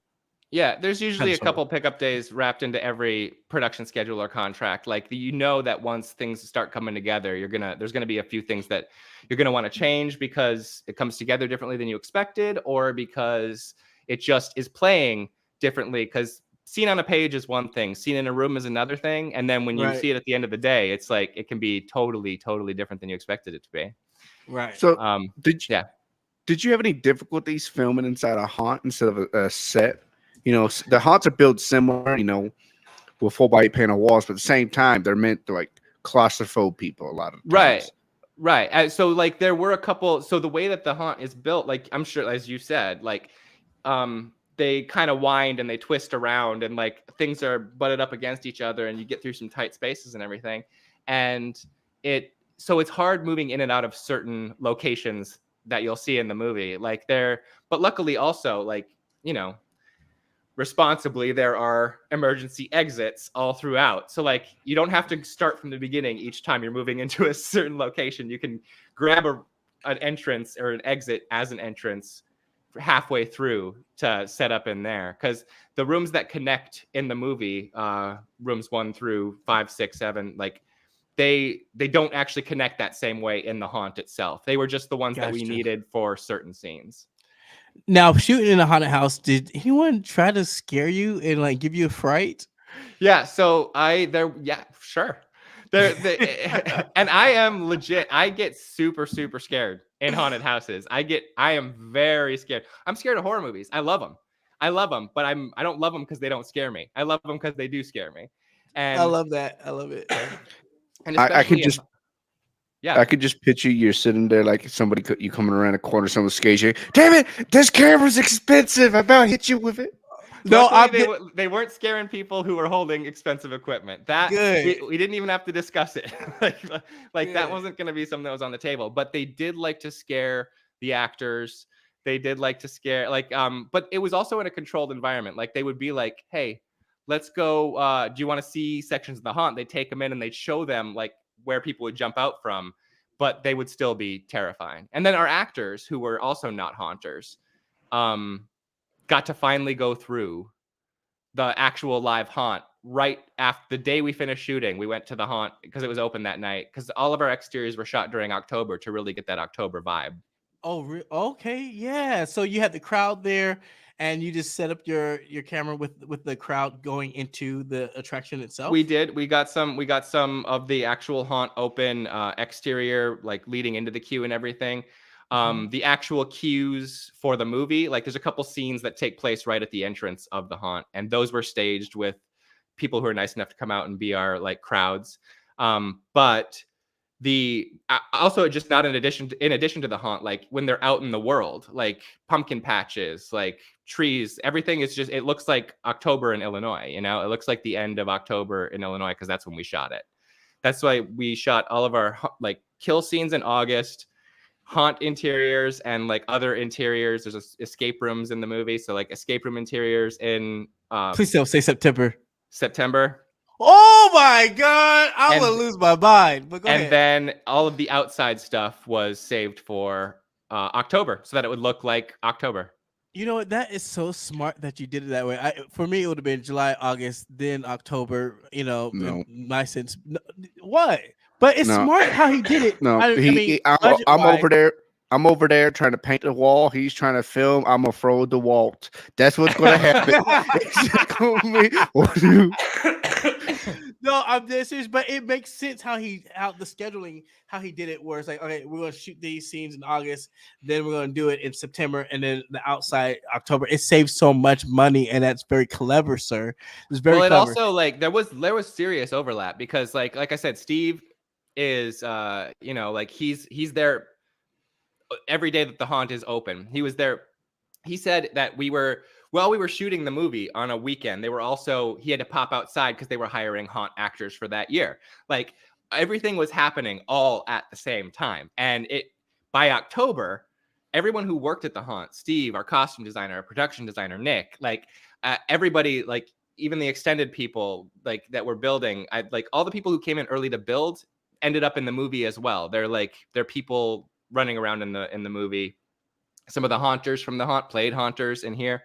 And but the overlap in October was so crazy that the costume designer Nico, I love her to death. She's such a sweetheart. She made everybody look so incredible, but she was not talking to me by the end of October because she was trying. She was ignoring you. She was trying. No more requests. No, she wasn't ignoring me. She was getting everything I needed for set, but like the fun chit chat had stopped because she was so overwhelmed between the movie and the haunt that she was just like, nope. Give me answers direct. Yeah, she was like, we're not friends right now. We're not friends anymore. And then like after the season, kind of like by the wrap party, she was like, we can be friends again. Right. And not only that, but when you show your beautiful trailer, I mean, it's again, it's worth the squeeze. I mean, I look at it and first of all, I've seen some independent films before, and let me just say this: the coloring, the design, even the layouts from what I saw is awesome, and the acting is nice. It's superb. Thanks, man. I appreciate it. To see a haunt owner in it acting, and he's doing such a good job. I'm very impressed. Very impressed. Dude, I was very impressed too. Steve's a great actor, and all of our actors we got so lucky with that we were casting partially union, partially non-union, and everybody who came in. We saw so many great people, and then we hired our favorites, and then they were all, not only did they do such a great job in the movie, they really started to enjoy kind of the haunt lifestyle. And one of them stayed on to haunt for Steve that year. No way! Did you hire? Cool. Was it all locals? Like from Illinois and stuff? Yeah, it was everybody was Chicago local or nearby local. Chicago, we had some people up from southern Wisconsin. Yeah. Now you mentioned that you did some casting of haunters, true haunters, and then you had some actors. Now, was your casting done for the actors prior to, and how long did the casting process work for you? Like, how long was it? Casting took a long time because, like I said, we're true independent movie. Like, we raised the money ourselves. We did every single aspect ourselves. Me, my wife Eliza, Steve. It was all us. So like our initial round of casting went on a website called Backstage, and that's where like yep. So like I did our initial round of casting through there. We I had something like 460 people submitted. Like our first round was through Backstage because they have like a Zoom like function on Backstage where you can kind of do virtual auditions. So we did our first rounds there. And then once we got through everybody on Backstage, we held some in-person casting sessions down in the city just one day where we saw everybody that we wanted to see and cast it from there. So it took a long time to get through that first group. You'll see if you go through the how to like making a horror movie thing on my YouTube, you'll see like over the course of weeks, we'd be throwing it into weeknights because I was working during days. Everybody's working during days. Casting on virtual castings of weeknights. Our callbacks were on a weekend down in the city. And after that, it was like, okay, here's our cast. Here we go. Let's go. And yeah, it was everybody who is the main cast, like the speaking cast. We had like 15 speaking parts in the movie. And I think all but like 2 of them are like, were not from the haunt. And then we had a couple of speaking parts that were from the haunt, people who already worked at the haunt. And then we filled in the rest of the haunt locker room and exterior with people who worked the haunt, who didn't have speaking parts, but were so super cool to have on set. And I just want to say, excuse my frown faces. I'm reading my questions, and it seems like they're not coming out clear. But I'm gonna try to stumble through this one. I see that so horror is the last profitable film, and we hear this from a lot of filmmakers, that are doing horror now. They're saying that horror genre films are the profitable ones, and the other ones aren't doing so well. Is that due to the fall of DVDs? Streaming platforms becoming popular? Why is that happening? To my opinion, I'm gonna say, like, I think about this stuff a lot. I spend a lot of time thinking about this. I listen to a lot of podcasts. My whole life is thinking about why these things are happening. Yeah. And because tentpole, right? Tentpole movies are the only ones left, the blockbusters, and we're seeing a change right now with Barbenheimer. I can't give my opinions on these things, but right. But in the back end of things, as corporations are buying the studios, like they're certain line items of larger corporations, right? They're not just in the business of making movies. Making movies is this tiny subsection of their larger corporate interest. Mm-hmm. They aren't interested. You used to make smaller movies that would make smaller profits. Like you'd make something for 30 million that would clear 100 and you'd call it good. There's people who like are only interested in making money think like, why would you do that if you can spend 250 and make $1 billion? Like, so that's why superhero movies and all this stuff, although the tentpole movies aren't doing so good this year, they're not performing the way that they were like pre-pandemic. They're not performing the way they were even right post-pandemic. Like, I know we're still pandemic, but it's the only thing as tentpole movies rose, the only thing people cared about was IP, right? Star Wars, Marvel, this, that. It has to be a recognizable IP to draw people in. It's actually also the way that a lot of YouTube works. You have to be appealing to something that a larger audience is already interested in to draw them to your channel to get your perspective on the thing. Or so that you can deliver the content that you know about in regards to the thing. But it has to be about something that's not just about you. It has to be about this world or this aspect of the world. Right. That killed movie stars. Okay, so movie stars are no longer as important as they used to be. The star system died because now it was about IP. So if movie stars aren't going to draw people as much as they used to, and IP is super expensive and it can only make blockbusters, then you're falling into what else do people like? It's genres, okay? And horror has always performed because no matter what, people want to be scared. And guess what? It's even scarier not in your house. If you're in a movie theater, you can't stop it from happening. It's going to happen no matter what. You're sitting there, you can't stop it. And it's coming at you. And there's a group of people around here, you can feel their energy at the same time. That energy is infectious. You go see It Chapter 1 in a full movie theater, you are living, my friend. Yes. That is a good time. Jake is preaching. I'm lifting up my microphone because Jake is preaching today. Listen, you are so right. It's the synergy that we all sit in that movie theater and get that jump scare. Let me tell you, there were some jump scares in Insidious, and I jumped, and when I jumped, my friend jumped, and I was like, "What are you doing?" But we're jumping together. He said, "I got scared because you got scared." And exactly, and that whole thrill we chase sometimes, just like thrill seekers chase, to jump out of a plane or ride a roller coaster. But what I love about horror movies is that you can lose weight when you get scared. Yeah, you get the adrenaline burn. Yeah, it's just burning calories. Oh yeah. I hate that when it called me out. Look, when I wrote some of the questions out, I literally told him, I was like, look, just use these as pinpoints and like just make your own question with it, but use the points, word it differently. Don't read it out loud. Because let me tell you, son, you read some of these questions. This is good. This is good. Hey, I don't want mommy and daddy fighting. All right, let's just all get Let me tell you something. The real stuff is coming out now. Okay, so tell me about this. With doing an independent film, you went ahead and you fundraised. My question is, how do you market an independent film? I know you mentioned that you don't have distribution just yet, but are you having conversations with that? The distribution is the marketing? How does that work? There's various. So this is the aspect. I've always made content, right? I've made web series. I made YouTube videos. I made a movie. Like, I know how to make stuff. I've never ever sold a movie before. So now we are into new territory for me.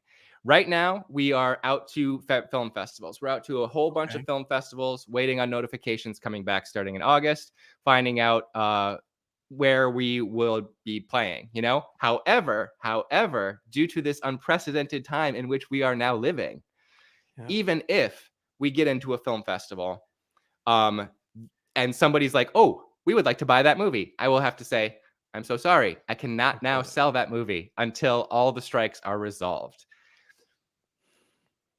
Oh my God. I didn't even dawn on me. That is just because I didn't even dawn on me. I love this industry. I love the industry at large. I totally support everything SAG, AFTRA, and the Writers Guild are doing because like I said, as the bigger corporations are building this thing, this is exactly what you said with AI. Like, they don't want to have to, they want something they can just pump out, and pay as little as possible for. And that's how business is done. Right. However, if these contracts don't happen, it's just going to be hobbyists like me.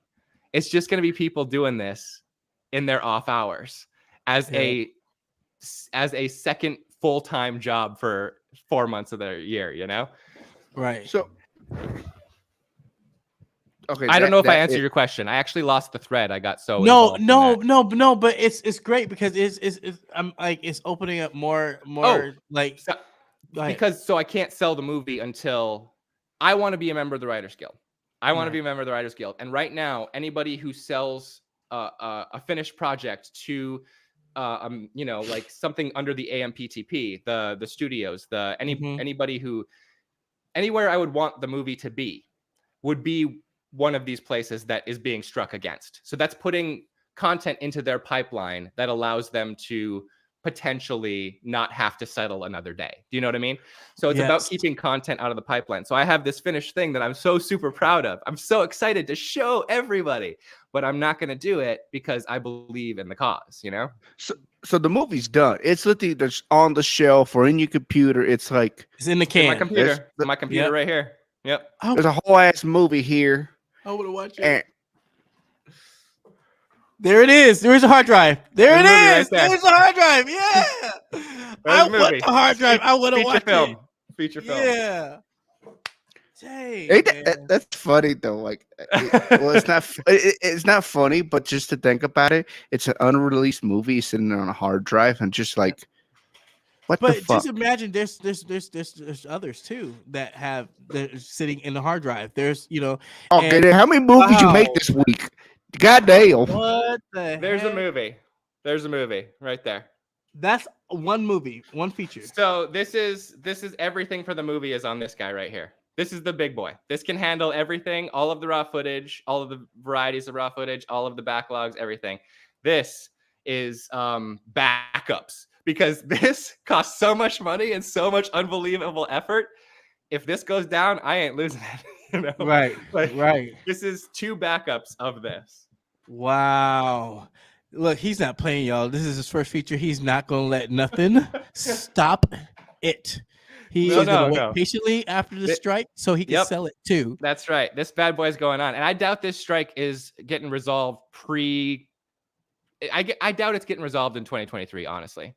Like from the way the companies are looking, I would be surprised if it gets resolved before the end of 2023. I saw an interview with Bob Iger, and he was like, from Disney, he was just like, exactly. When these guys, nothing touches these guys. Right. Okay? Right. They're sitting on this high platform with money.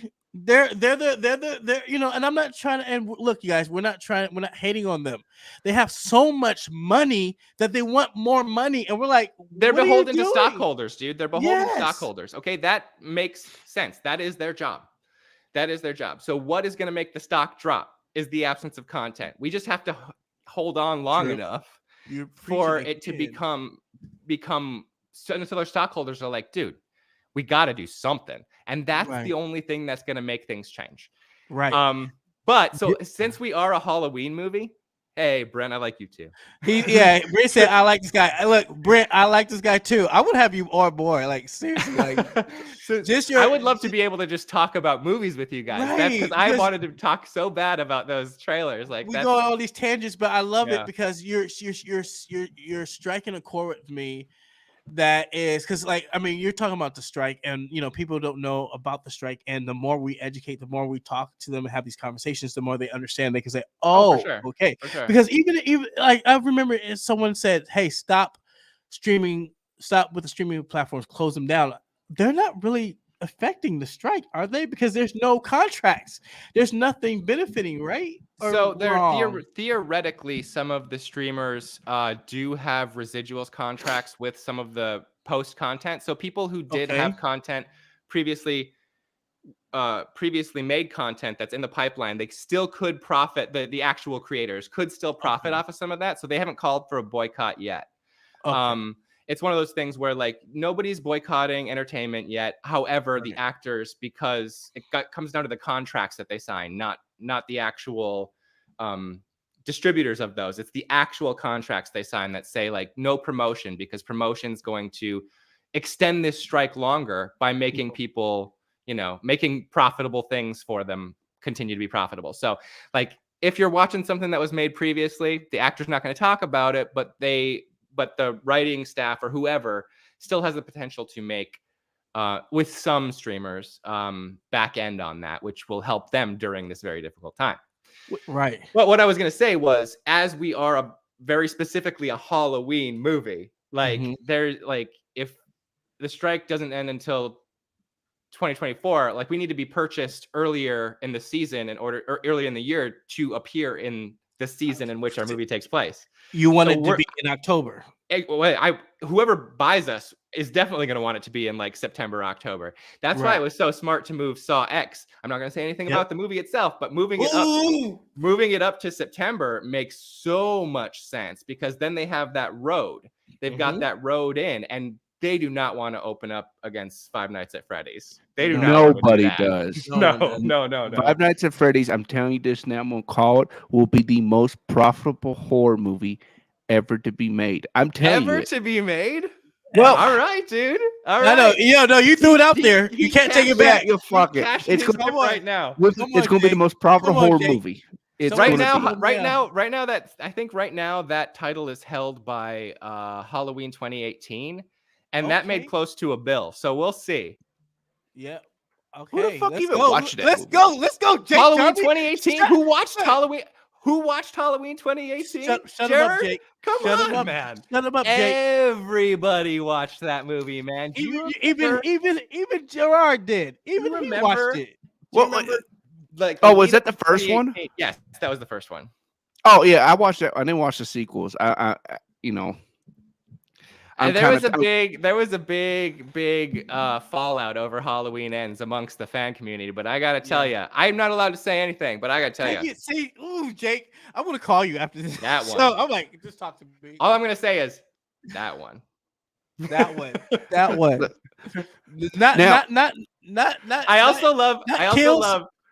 I love Evil that you put Tonight. Oh, Evil Dies Tonight. Evil Dies Tonight. I love that this thing that you put the background that you put together has my buddy Adam holding a knife to me the entire interview. I love that. Yeah, that's Adam Hinkle. He's a great actor. He plays like one of the closest friends of the new girl in the haunt. You know, he works in the room with her. So he's the one scalping her in that trailer, you know? Like okay. So Yeah. like he's the sweetest guy in the entire world as an actor. And he just he plays that, he loved playing that like ghoul in the haunt so much. He's a big horror fan. Yeah. Now talk about scalping a woman. Yeah. Sure. Was there any Well, in order to make it realistic, first you have to go out and try it on some real people. And then once you've scalped a few real people, then you really start to understand where all all of the blood vessels and everything in order to really create the geyser, the curtain down the face that you really want to see. Like but if you don't do it in person, then you're just, it's just conjecture. Wait, so did you wait. Go ahead. I wanted to know, did you have anything in the movie or in the film that you wanted to put in that you were unable to put in? No, everything that I wanted to, every kill that I wanted in the movie is in there. Okay, so I want to ask about the kill. Did you have to research the kill in order to know how the kill would work? Like, how did that? No. So I did the kills based upon. He's done it before. Yeah, exactly. You got to go kill somebody. No, so based upon what I thought would work, because all of the kills in the movie mimic their fake injuries in the haunt. So if they're playing a victim, it's gotta be made real. And so I thought, what can we do? What's gonna be fun? And then in conversation with our horror effects team, Corey and Kyle, then talking to them about it, they would tell me what was gonna work best for their process, and then we would kind of work it out on set. That's the stuff that all took the longest, man. Really? Not setting up the lighting? No. Special effects, setting up lighting takes a long time, no matter what scene you're shooting. But setting up practical special effects takes, there you go. Setting up practical special effects takes so much longer because it's you got to get the tubing in place. You got to get it to line up right. And then for several of the things, several of them, I wanted to composite the practical effect element with the live actor. So all in one shot. So everything needed to then be lined up and nothing could move. And then you've also got to protect all the camera equipment from all the blood splatter that's going to be happening.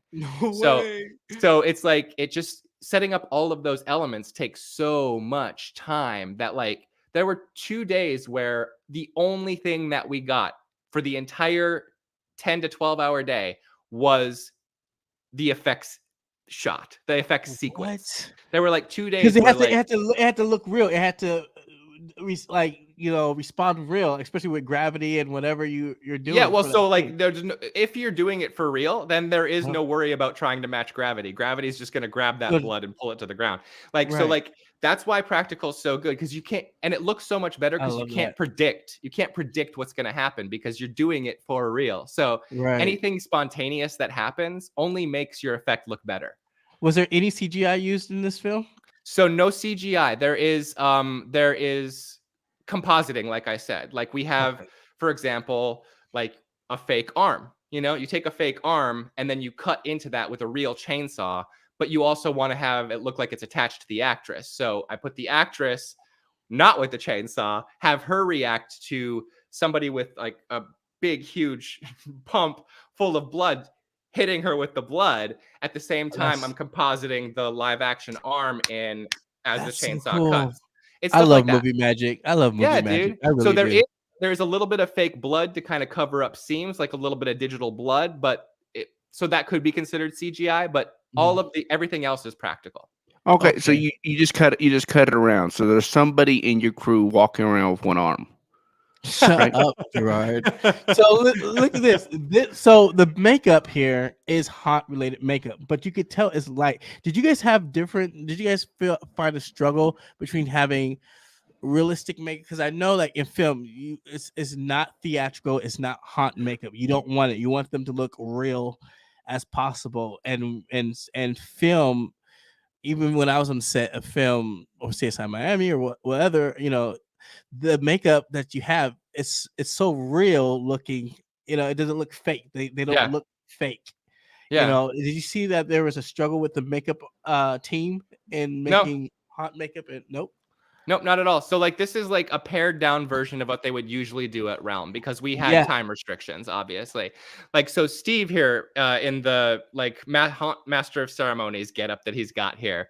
Like he's got the contacts in, he's got the mouth like the teeth. Well, no, those are his teeth, but he did the like the black mouthwash, the food coloring, he did that whole deal, the dye, and but like this airbrush makeup here is like a less elaborate version of what Stevie would usually do. Stevie was our head haunt makeup effects artist, and her assistant Liz. Like Stevie and Liz were just like champions. Like everybody loved them. When I finally called, it was Liz's last day on set. Like Blondie here on the right, Sarah playing Matilda, Janet back there with the dark crow-like eyes for her mask cover. They were all like, "No, Liz!" Like everybody had such a good time with each other on this movie, and that is exactly the spirit I wanted to capture because that's the same vibe as like backstage of a haunt. Everybody becomes so involved with each other and everybody has such warmth towards each other, and it's all just around scaring a group of people, but it's like it's more about, I wanted to capture that feeling about like we're all here in this thing together because it's fun and we believe in it and we love each other.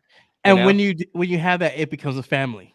Yeah, and that's what it is. And when you have a good culture project, people will remember you more. They last long. And then here, this shot that you have up right now, right there in front, Sid, she plays Celeste. She's the OnlyFans girl, right? She's I love that. She's the influencer of the group, and she and Janet and Tyra and Sarah, they're our main four like haunter ladies, and we kind of follow them throughout the movie.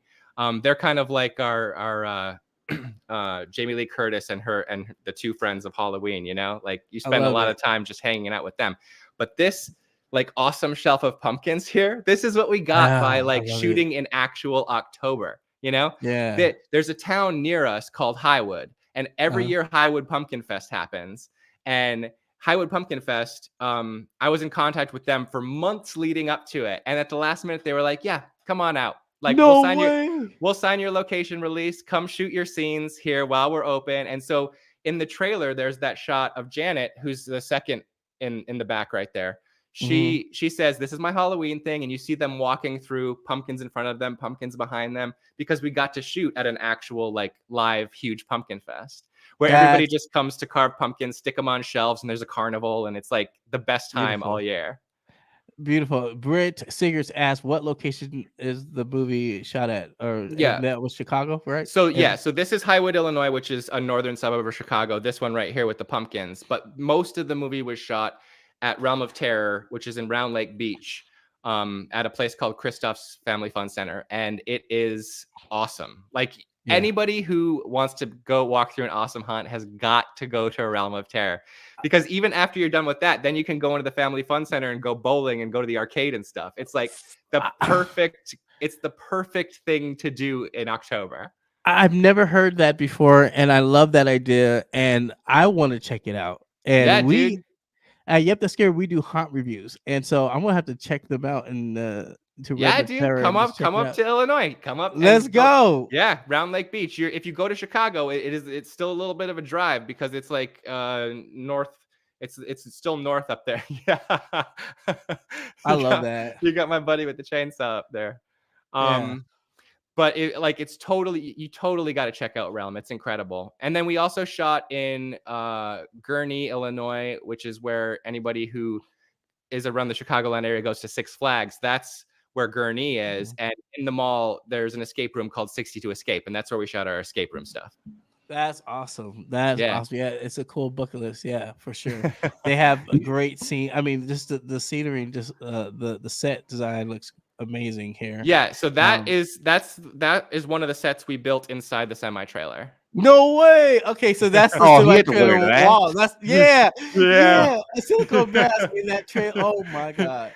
Yeah. I wanted to say You it couldn't earlier. even tell, but you can see he the or top of the she, sidewalk. he or she, who's in the mask. Wait, is this the killer? Wait, hold on. Wait Who's a in minute. the Hold on. mask? First of all, I just want to say this. I love. Is the it fact real? that- Is it fake? Who knows? I love the fact that the killer goes around putting a finger of blood on the victim's body to signify that they're going to be the next to go. Love that. Thank you. I love it too. Love that. love it. Love it. And so it's a cool mystery, and to see it's Oh man, giving Brett me- knows his stuff. He knows that that's the pestilence mask. Yeah, they were super nice to let us put it in the movie. Yes, it's the pestilence. Yes, once you in the hot industry, you know everybody and everything. But yes, That's what I was talking. That's what I was thinking about saying. Is like, it's fun watch this movie because I recognize one of the pumpkin pulp mask with one of the killers. Yeah, dude. And it's like going through. Now, did you have to approach the mask creators to use their mask in movies? We did. And so Steve luckily has, like you said, once you're in the hot industry, Steve has relationships or knows people who know the people who make these things, and was able to reach out and be like, hey, we're making this thing. Are you cool with us using this thing? And they'd be like, yeah, toss our name in the end credits and make sure you credit us this way. And we're happy to be a part of it. And it was so that kind of just people being like, oh yeah, you're making a movie about our world. We're happy to help, that kind of spirit, and not Spirit Halloween, that kind of spirit is exactly what I love about the haunt world. And it's not something I had access to before. But even since the movie finished, if Steve has some of the people, because they hang out all year round doing other stuff together. They're friends, not just when it's haunting time. They're just friends. And so if I go over to his house in the beginning of summer, middle of summer, in the middle of winter, it doesn't matter. As long as they're hanging out, I feel like it's Halloween, and it's just the best thing in the world. You know, that's a beautiful thing, and it's kind of magical that you get to see it as an outsider coming in to make this film, because when it comes to haunt, it doesn't matter what your background is or who you are or how much of a weirdo you are accepted in this industry, and let me tell you, you meet so many wonderful people and in this field, as an actor, as a makeup artist, as a owner, an operator, anything in the field, you're meeting these people. There's some unique characters. There's some crazy characters. There's some characters you're like, man, if I would have seen you on the street, I would have walked the other way. But man, you are the coolest son of a bitch I ever met. And it's magical. Yeah, it is magical. And I'm glad you got to see it. And I'm glad you're emphasizing that. I'm glad. Yeah, and I'm glad he's extended. You're like an extended family in it. You know what I mean? That's what I want. That's exactly what is so awesome. That's what I wanted to capture, because people, normal people, just going through a haunted house. You think the people, when all of these people are look insane and are coming at you, and they're all just horrifyingly bloody and scaring the life out of you. Like you walk away from that thinking these people must be like nutso. And then you go backstage and everybody's like amazing. And it's a bunch of weirdos who love the same thing, but they're all just really, really nice, you know? Like, and I wanted to, that's another thing I wanted the movie to display. And I'm so glad that I got the opportunity to do that. Now I watched the interview with you as well, and you're talking about you went into this film and you were like some of your terminology is a little off and stuff and whatnot. Did you after going through this ordeal, filming this, actually getting involved in the haunt community a little bit and going through and meeting everybody, do you feel like after doing all this, some of your film might have changed a little bit if you would have filmed this after this experience? Oh, that's a very, very good question. I think it would have. I think some of my references going in might have been a little bit more informed, and we might not have had to adjust quite so much on the fly. But if somebody from the haunt came to me and was like, "This thing that you have here, we would really do it this way, or we would really say this thing," I would be like, "Yeah, let's do that. Let's say that." But other than that, I think it's pretty much exactly the same movie that I would make, because it says all the same things that I would still want to say about the haunt community. I was just, when I wrote it, I was talking about the indie film community, the behind the scenes of like working on an indie production. It just happened to apply to what it's like to be behind the scenes at a haunt. And so I loved that. And it's a little more extreme. Dude. They already calling it. You may cross over to the dark side, buddy. You know, I'm just happy. Like you said, I'm happy to be an honorary member via Realm of Terror. You know, like I'm happy to pop in there every year and see what they're doing, because I always find it so exciting. Listen, if he becomes a haunt owner, I swear to you, his commercials would be epic. He would have the best haunt commercials out there. Hands down, I'm calling it right now. Now you spent 23 days filming mostly at a haunt. Yeah. You've been through a haunt twice now. Have you or have you not showed up and put a mask on and get in a boo box? Okay, scared. Please tell us. Well, I didn't work it.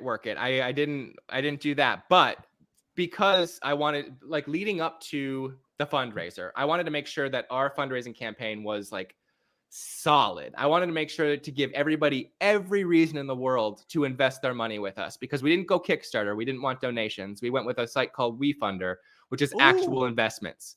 So people which takes a lot more. We had to do so much work ahead of time because it's an actual investment platform. We had to become a legit business, not like a hobby business. Like, we had to do everything by the book, bank industry wise, you know, like we had to be verified so that when people invested their money with us, we weren't some shady operation. That's right. So I just wanted to make sure that we looked like the best chance of making money for them, a safe place to put some risky investment money, you know? Right. And so the year before, when the haunt was actually open, I went through with the camera to get a bunch of footage. I went to Pumpkin Fest to get footage. I went to all these. So if you look up haunt season on WeFunder, you'll see the whole pitch video I put together. And it's so I went through Realm that year getting footage that I could put it in our reel, but I also used that footage for their wrap party, because every year Steve wants everybody to see how they looked at the haunt that year. So I would go through with the camera, and with the camera that we use, it has a really great low light setting, so that I could go through without any additional light and just catch all the actors doing their thing. And he would play it at their wrap party that year. But they also wanted some like footage of the audience. So they threw like a blackout, like, you know, kind of camouflage over me. They have a name for it. It's like an actual creature that they have jumping out of bushes at people. But like, so they put that on me, and like, yeah, like a ghillie suit. A ghillie suit. That's what I had. You had a ghillie suit. So they tossed me in a ghillie suit, and I had my camera, and I hid in the darkest corners as they jumped out at people, so I could get people screaming. Yes. So he is a good old bush. Yeah. He's and then that since I had that footage and that sound from that camera, that's in the movie. Like, the sound of those people being scared in the actual haunt when it's actually open is background sounds of the haunt in the movie. So I want to ask you this: if you had to, once the strike is over, right? Yeah. You have these streaming platforms purchasing movies like Yeah. Tubi. Uh, would you consider Tubi purchasing or Netflix or a Hulu purchasing your film? So all I can say at this point really is that I would be super excited for whoever was most excited about showing this movie to their audience to show it to their audience. I don't particularly want to get into specifics Okay. at this particular time. Okay. Now, Okay. have you thought about taking this movie, not distributing towards big distributors, but taking it towards some of the trade shows and some of the other big shows and doing screenings like that, So but people have independent screenings at like Pe- within the industry? So people have brought that up, and absolutely, we totally wanted to do that. We wanted to take it to Midwest Hunters Convention this past year. However, because it was already done, but with film festival submissions, a lot of them are looking for your premiere status, and if you show it at a public event, you lose all of your premiere status. You're no longer a world premiere, and the first thing they're looking for to show at their festivals is a world premiere that nobody's ever seen before. And then after that, it becomes state-specific premieres. Once you've had your world premiere, you can still be like an Illinois premiere, a Florida premiere. You can premiere at other festivals. But if we showed it at a trade show, it would have destroyed our premiere status. And we have to wait through a film festival submission cycle to see where we end up first. And after that, unless somebody buys the theatrical rights, I would still love to, when the season comes around, book it at some either shows or just theaters around Halloween time to still watch it with a bunch of people, because that's why you make this stuff. I want to see people watch it, I want to be in the room with them while they watch it, because that's just the best. Yeah, I'm 100% with that. I agree 100% with you on that one. And not only that, but Jake, I have some shows and some film festivals that I think will be perfect for it if I can just send it to you. It's like, hey, send them my way, man. Send them my way. Because, I'd be happy. I'd love it. I like it, and not only that, but I would love to see it in Atlanta. Yeah. All right. Over here. Their deadline may have just passed. Anyway, send me whatever. There's you a think. new one. Did you see that? There's a new one called the Bloody Peach Film Festival. Oh no, I have not seen that. No, I'm working with them. Yeah, there's a new cool. one. So yeah. I'll let you know. Yes. Send me your suggestions, man. I'd love it. Yes. So last thing I wanted to ask you actually, I'm looking at the time now. Okay, so we're at the time where you can let us know where we can find you, your next project, your next what's in the pipeline for you. What are you doing next? Okay. So we're at that point of time, and right after this little clip, go ahead and plug away. Okay, you ready? All right, thanks, man. Yeah. Here we go.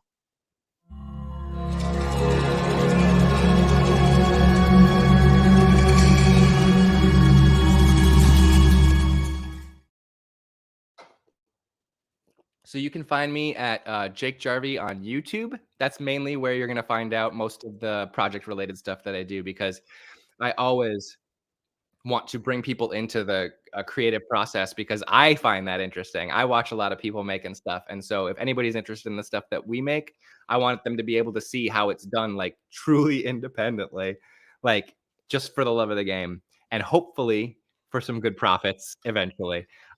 Or my other mostly trafficked social media is Instagram, Jenks37 at Instagram. And there you can find just little, mostly movie related stuff. And come Halloween time, I do a bunch of slow motion reels of all the Halloween atmosphere that I find out in the world. Nice. Well, it was a pleasure having you. Thank you so much for sharing your passion with us. Thank you for sharing us the inside scoop of what's going on with haunt season.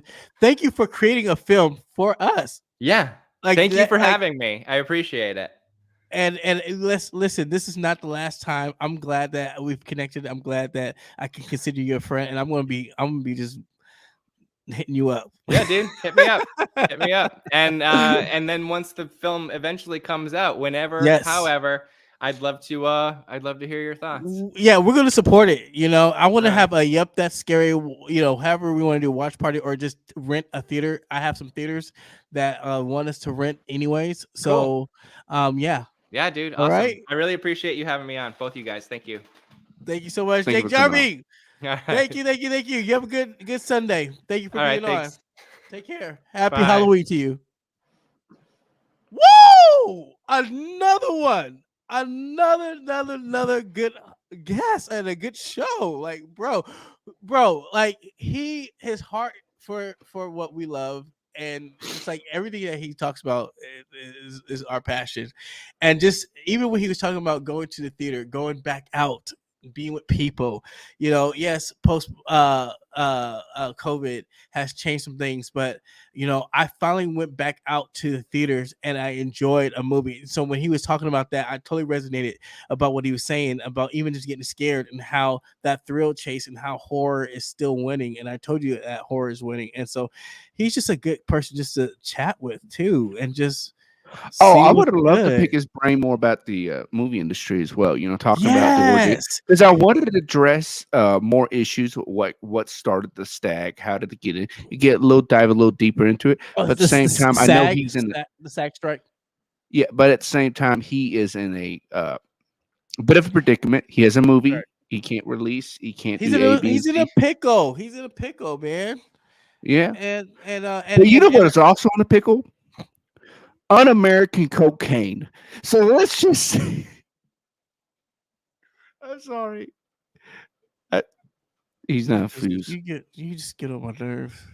But let me just say this: Jake Jarvie is a terrific guy. He has a beautiful heart, and to hear that his personality imitated his culture of shooting, just shows that he's a good guy, and he wants to create and he wants to collaborate with the best.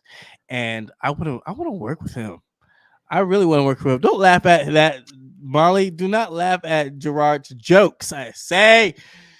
But yes, Brent Singers, that's Cryptid 2.0. Yes, he totally was in that ghillie suit. And we know what happens when you get into the ghillie suits. Now, wow, what a good show. I love Dude, I love the fact that he came. I love the fact that he came on and when he spoke about the haunt industry, he was literally talking what we all know, but as an outsider looking in. As an outsider looking in, yes. Mm-hmm. And it kind of shows us like how we are. Like yes, we are a little bit too much sometimes, but we are a cool family as well. I was trying to find Gerard. You sent me something, and it was like someone did. I think it was you. Sent me a link of all the movies that used a haunted house. That wasn't me. Somebody sent me that, and I think the last thing I sent you was that last thing I sent you for the show. It to me. Somebody sent it, and now I wanted to use that link for the show and go through all the movies that use haunted house products or a haunted house. Just like Hellfest. Like when I watch Hellfest in the movie theater, it was so cool to see our vendors product that used products. It wasn't even filmed in a haunt. It was filmed in Georgia. Was it filmed at a haunt? They took a back lot and they made it into a screen park. And that was cool. But they took all the products that I love and loved, and operate, and not to see it, being regurgitated on the big screen. That was amazing for me. But I'm trying to find where somebody sent that to me, and I was trying to find it for the show, and I could not find it. But I'm gonna look for it again and see if we can go through that, because it could be a cool little countdown, and we can put haunt season in that category. And yeah, man, it's going to be a subgenre of horror coming out soon, because now what is there, like 5 films? No, it was a whole list. There's more on there. There's more. And you got Tom Delavan putting stuff up. You got Larry Bones putting hot stuff up, and and they're independent. Yes, made in the USA. Molly, made in the USA. if that happens, will it boost our economic system like marijuana? I don't know. I know what it would do to communities.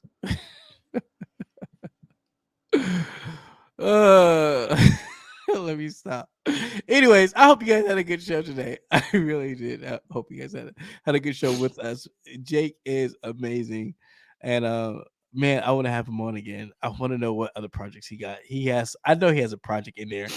I'm ready for him to get off SAG. SAG. I'm ready for this to be over so he can talk freely. Because I had some more questions, and I felt like I was tiptoeing around, like, let's not ask about this, let's not ask about, tiptoeing, just out of respect for make sure we had to tiptoe out of respect, and that's just what you got to do, especially when you have a great, guest like him. But Tidewater Horror Convention is coming up. Check it out.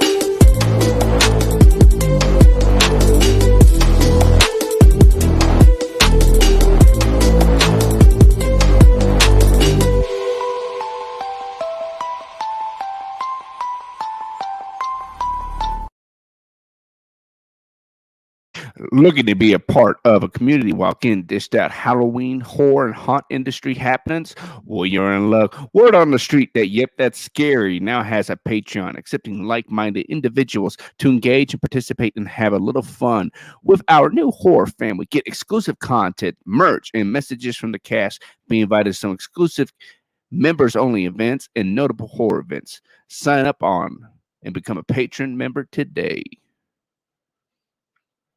Yes. Something? What? I was thinking about today. What? The new Comic-Con that's about to happen because of the SAG strike, right? No, there's no celebrity. So now this Comic-Con coming up is literally going to be more about like what the old school Comic-Con was about, So you missed it, buddy. But yes, we talked about that. But yes, we literally talked about that. But yes, today on George, 5 minutes behind news, we're going to talk about COVID. Have you heard of COVID yet?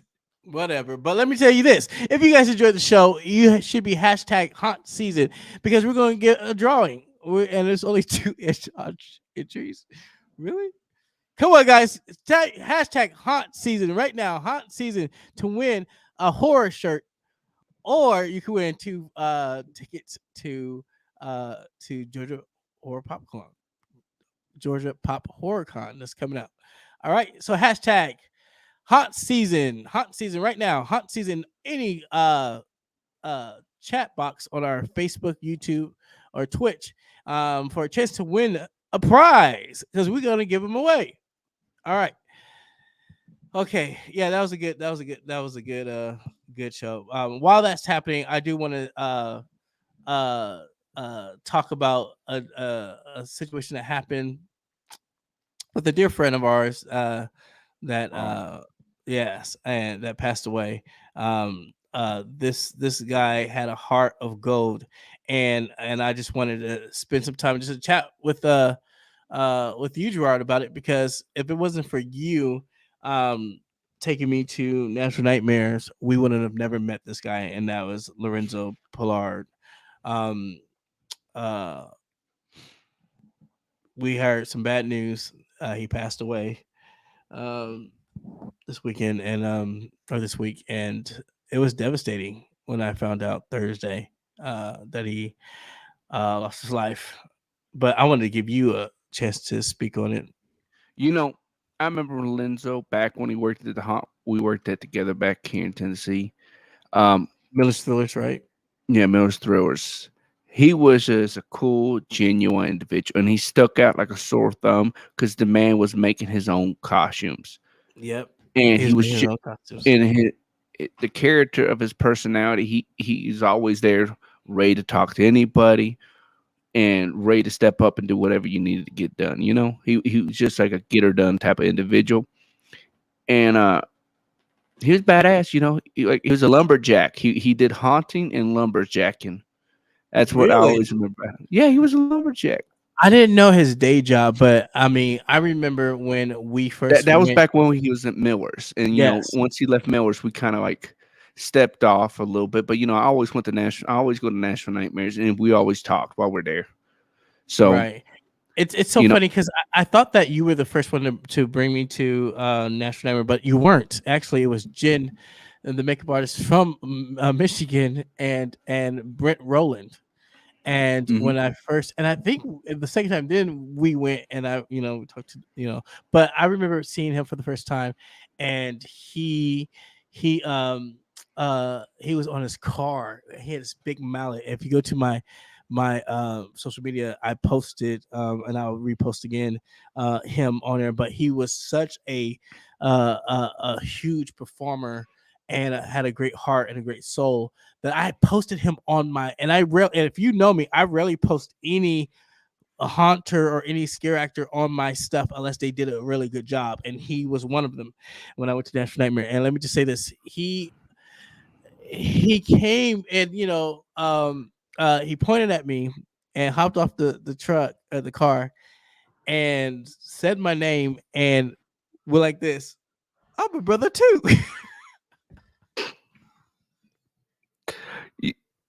You know, listen, that made me feel so good because it's rare to see black people in haunt, and it's rare to see black people in haunt that kills it and understands how to kill it. Do you understand me? And since that time, every time we go to National Nightmare, I have to say what's up to Lorenzo. I have to say what's up to the Big Bunny. And we embrace and we take a picture. And I remember the last time there, he got out of costume so quick to meet us because I came late.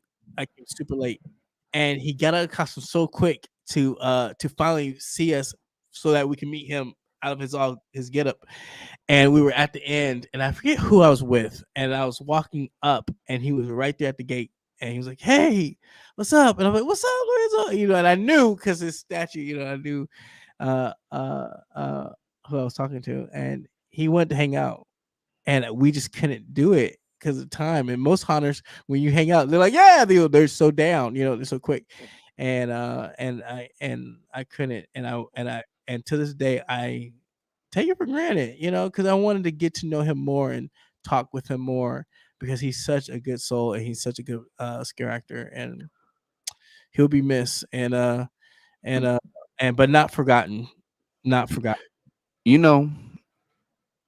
And National Nightmares, I think he was a poster boy because I remember seeing him on the posters and stuff like that. Yes. And it was badass because that was his creation, his character. Yep. Because I can remember him having that at Miller's Thrillers back in the day. And then he went to National Nightmares to get a little more a little upgrade, scarier. Yep. And now now he's gone. National Nightmares ain't going to feel the same because look, you go to, in my opinion, I go to National Nightmares for 4 things. I go to National Nightmares to see that damn dog. I go to National Nightmares to see the cool dragon. They're the only ones in town with the dragon. Yep. And then it's Yuck Yuck and Bad Bunny. Okay. Yep. Big Bunny. That's the right Bad Bunny. Yeah. But like Yuck Yuck's still there. The other 3 there. It's going to be missed. He's going to be missed. He is going to be missed. And you know what? For him to, National Nightmare was independently owned, and now it went to the 13th Floor Entertainment family. And for him to surpass corporate and have his image still be used in a corporate haunted franchise, such as 13th Floor, and his image to be plastered, it shows that you're doing a good job and that you are a memorable character, right? And man, for him to even to be on that, that's a good honor and a good privilege. And when I saw him on the marketing flyers and stuff, I was like, I was really proud of him. And so that being said, a fallen haunter has passed away. Our hearts and prayers are with the Nashville Nightmare family as they lost a dear haunt family member whose iconic character and performance will never be forgotten. To Lorenzo Pollard, you were charismatic, you were loved, and you were loved for scaring every guest that would walk through the gates, and was priceless. Your love of haunting was infectious. You will be missed but not forgotten. Your extended haunt family sends your haunt family and your immediate family prayers, love, and positive vibes during the time of mourning. Rest in peace, Big Bunny. To speak upon his character, and I've never seen it before. I've seen 3 different haunts in my area post about him. He touched everybody. But when I say everybody, I mean, look, I've been into Tennessee and back, but when you can go to Tennessee and meet someone like that, and he is memorable, his heart. I mean, just you guys got to see it. He impacts everyone as this character, and so, but yeah, all right, let's go ahead and do this drawing. So, are you guys ready to do it? Let's go. Again, if you guys have it, hashtag haunt season right now in the comments to win a prize. We're drawing 2 prizes. We're giving away tickets to Georgia Pop and HorrorCon, and we're also giving away some horror tees. I get to choose what you're going to be wearing by your image on your profile, and I have a good sense of humor. So let's see what we got. So if you haven't done so, do it now, because I'm about to draw our winners for the show. Okay, so hashtag now, hashtag haunt season right now. Get them in. All right, but you ready for this? This is a cool little thing that we could do. What is this? The drawing. So we can do drawings during the show. All right, here we go. Fancy. And the winner will be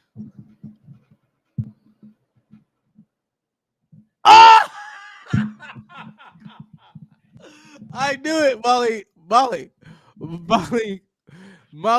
We're going to get you a shirt that has a pickle on it. Thank you for entering. You're going to get a shirt. So now for the second one, they're going to get a shirt and some tickets. Why not? Let's just throw it in. How do I draw again? Hey, I got to draw again. Hold on. Don't look at it, guys. I got to do it. Remove.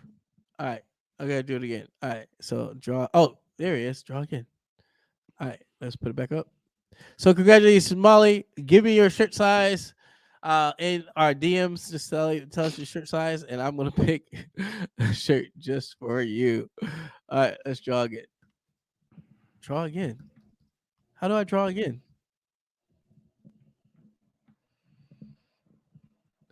Technical. Nope. Well, the other person that's going to win is Anthony. Anthony, you're going to win a shirt and some tickets. You win a shirt that says slightly used cucumber. And let me look at your profile again. Okay, Anthony, send us your shirt size. DM us. Let us know your shirt size and your address. We need your address, people, so we can send your address. But congratulations to you, Anthony, and congratulations to you, Molly Z. Send me your address. Send me your shirt size. You're getting some prizes. And Anthony, you got 2 free tickets to Georgia Horror Pop and HorrorCon. Why I keep messing that up? And also, Anthony, I need your email for your tickets. Okay, they'll be sent through email. So go ahead and don't put it in the comments. Please DM us. Go to Yep That's Scary, Facebook, social media, email.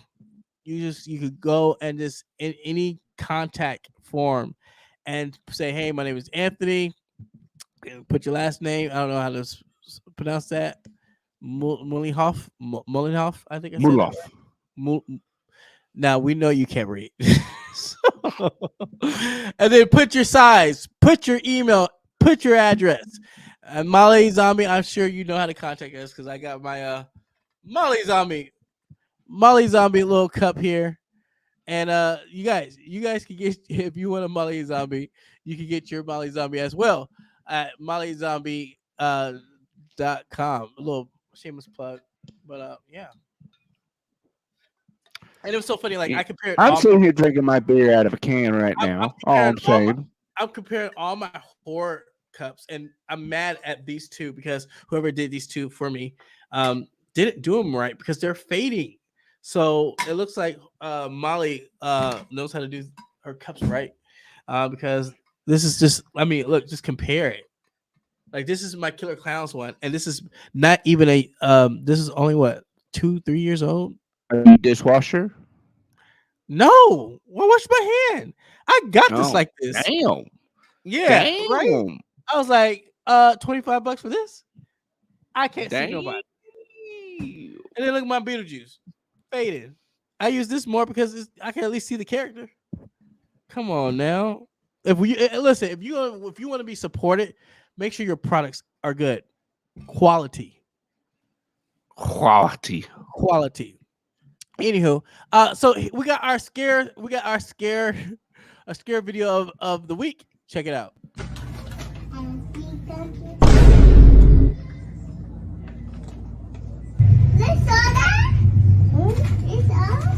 So what happened? What? Is the bed moving? The bed moving?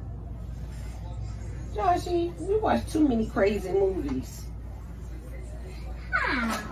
You said the bed moving.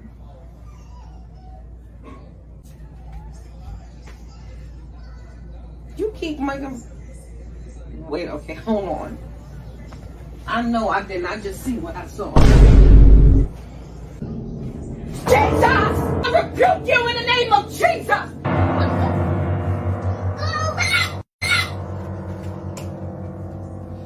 No, Jesse, no! No!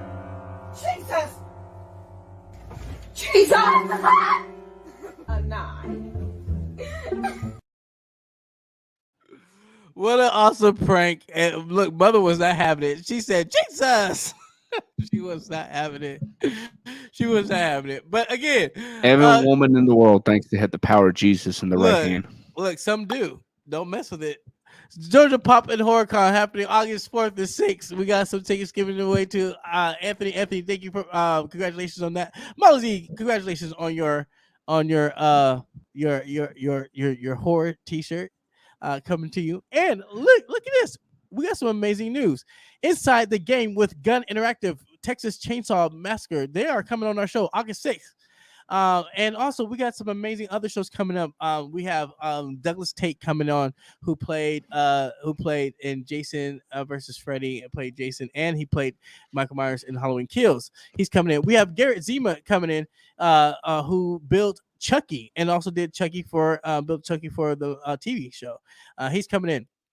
We got a lot of people coming in, and we are just so excited. I feel like our show is coming up from last year, and also we have an amazing show happening too. We have our anniversary show coming up this September or October. We got to figure it out, but our anniversary show coming up, and then also Molly Z is going to be making an appearance on our show as well. Can you believe it? We haven't made a year. We're already sick of each other. We're already sick of each other because some of them don't even clock in. Some of them not even here. But anyways, I want to say thank you to Jake Jarvi for an amazing show, for being on the show. Also to you, Gerard, for being consistent and holding up the fort and being on the show as well.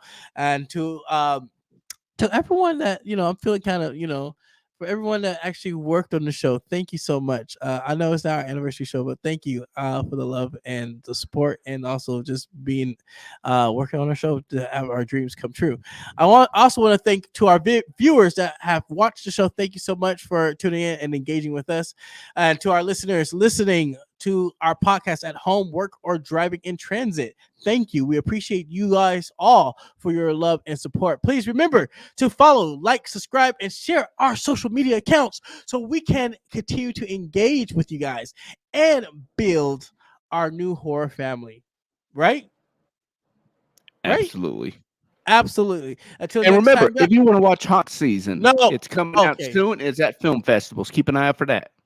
Yes, we want to support Jake and his film. I thought you were gonna say something crazy, boy. I thought you were gonna say something crazy. Till next time, stay scary. Watch it special.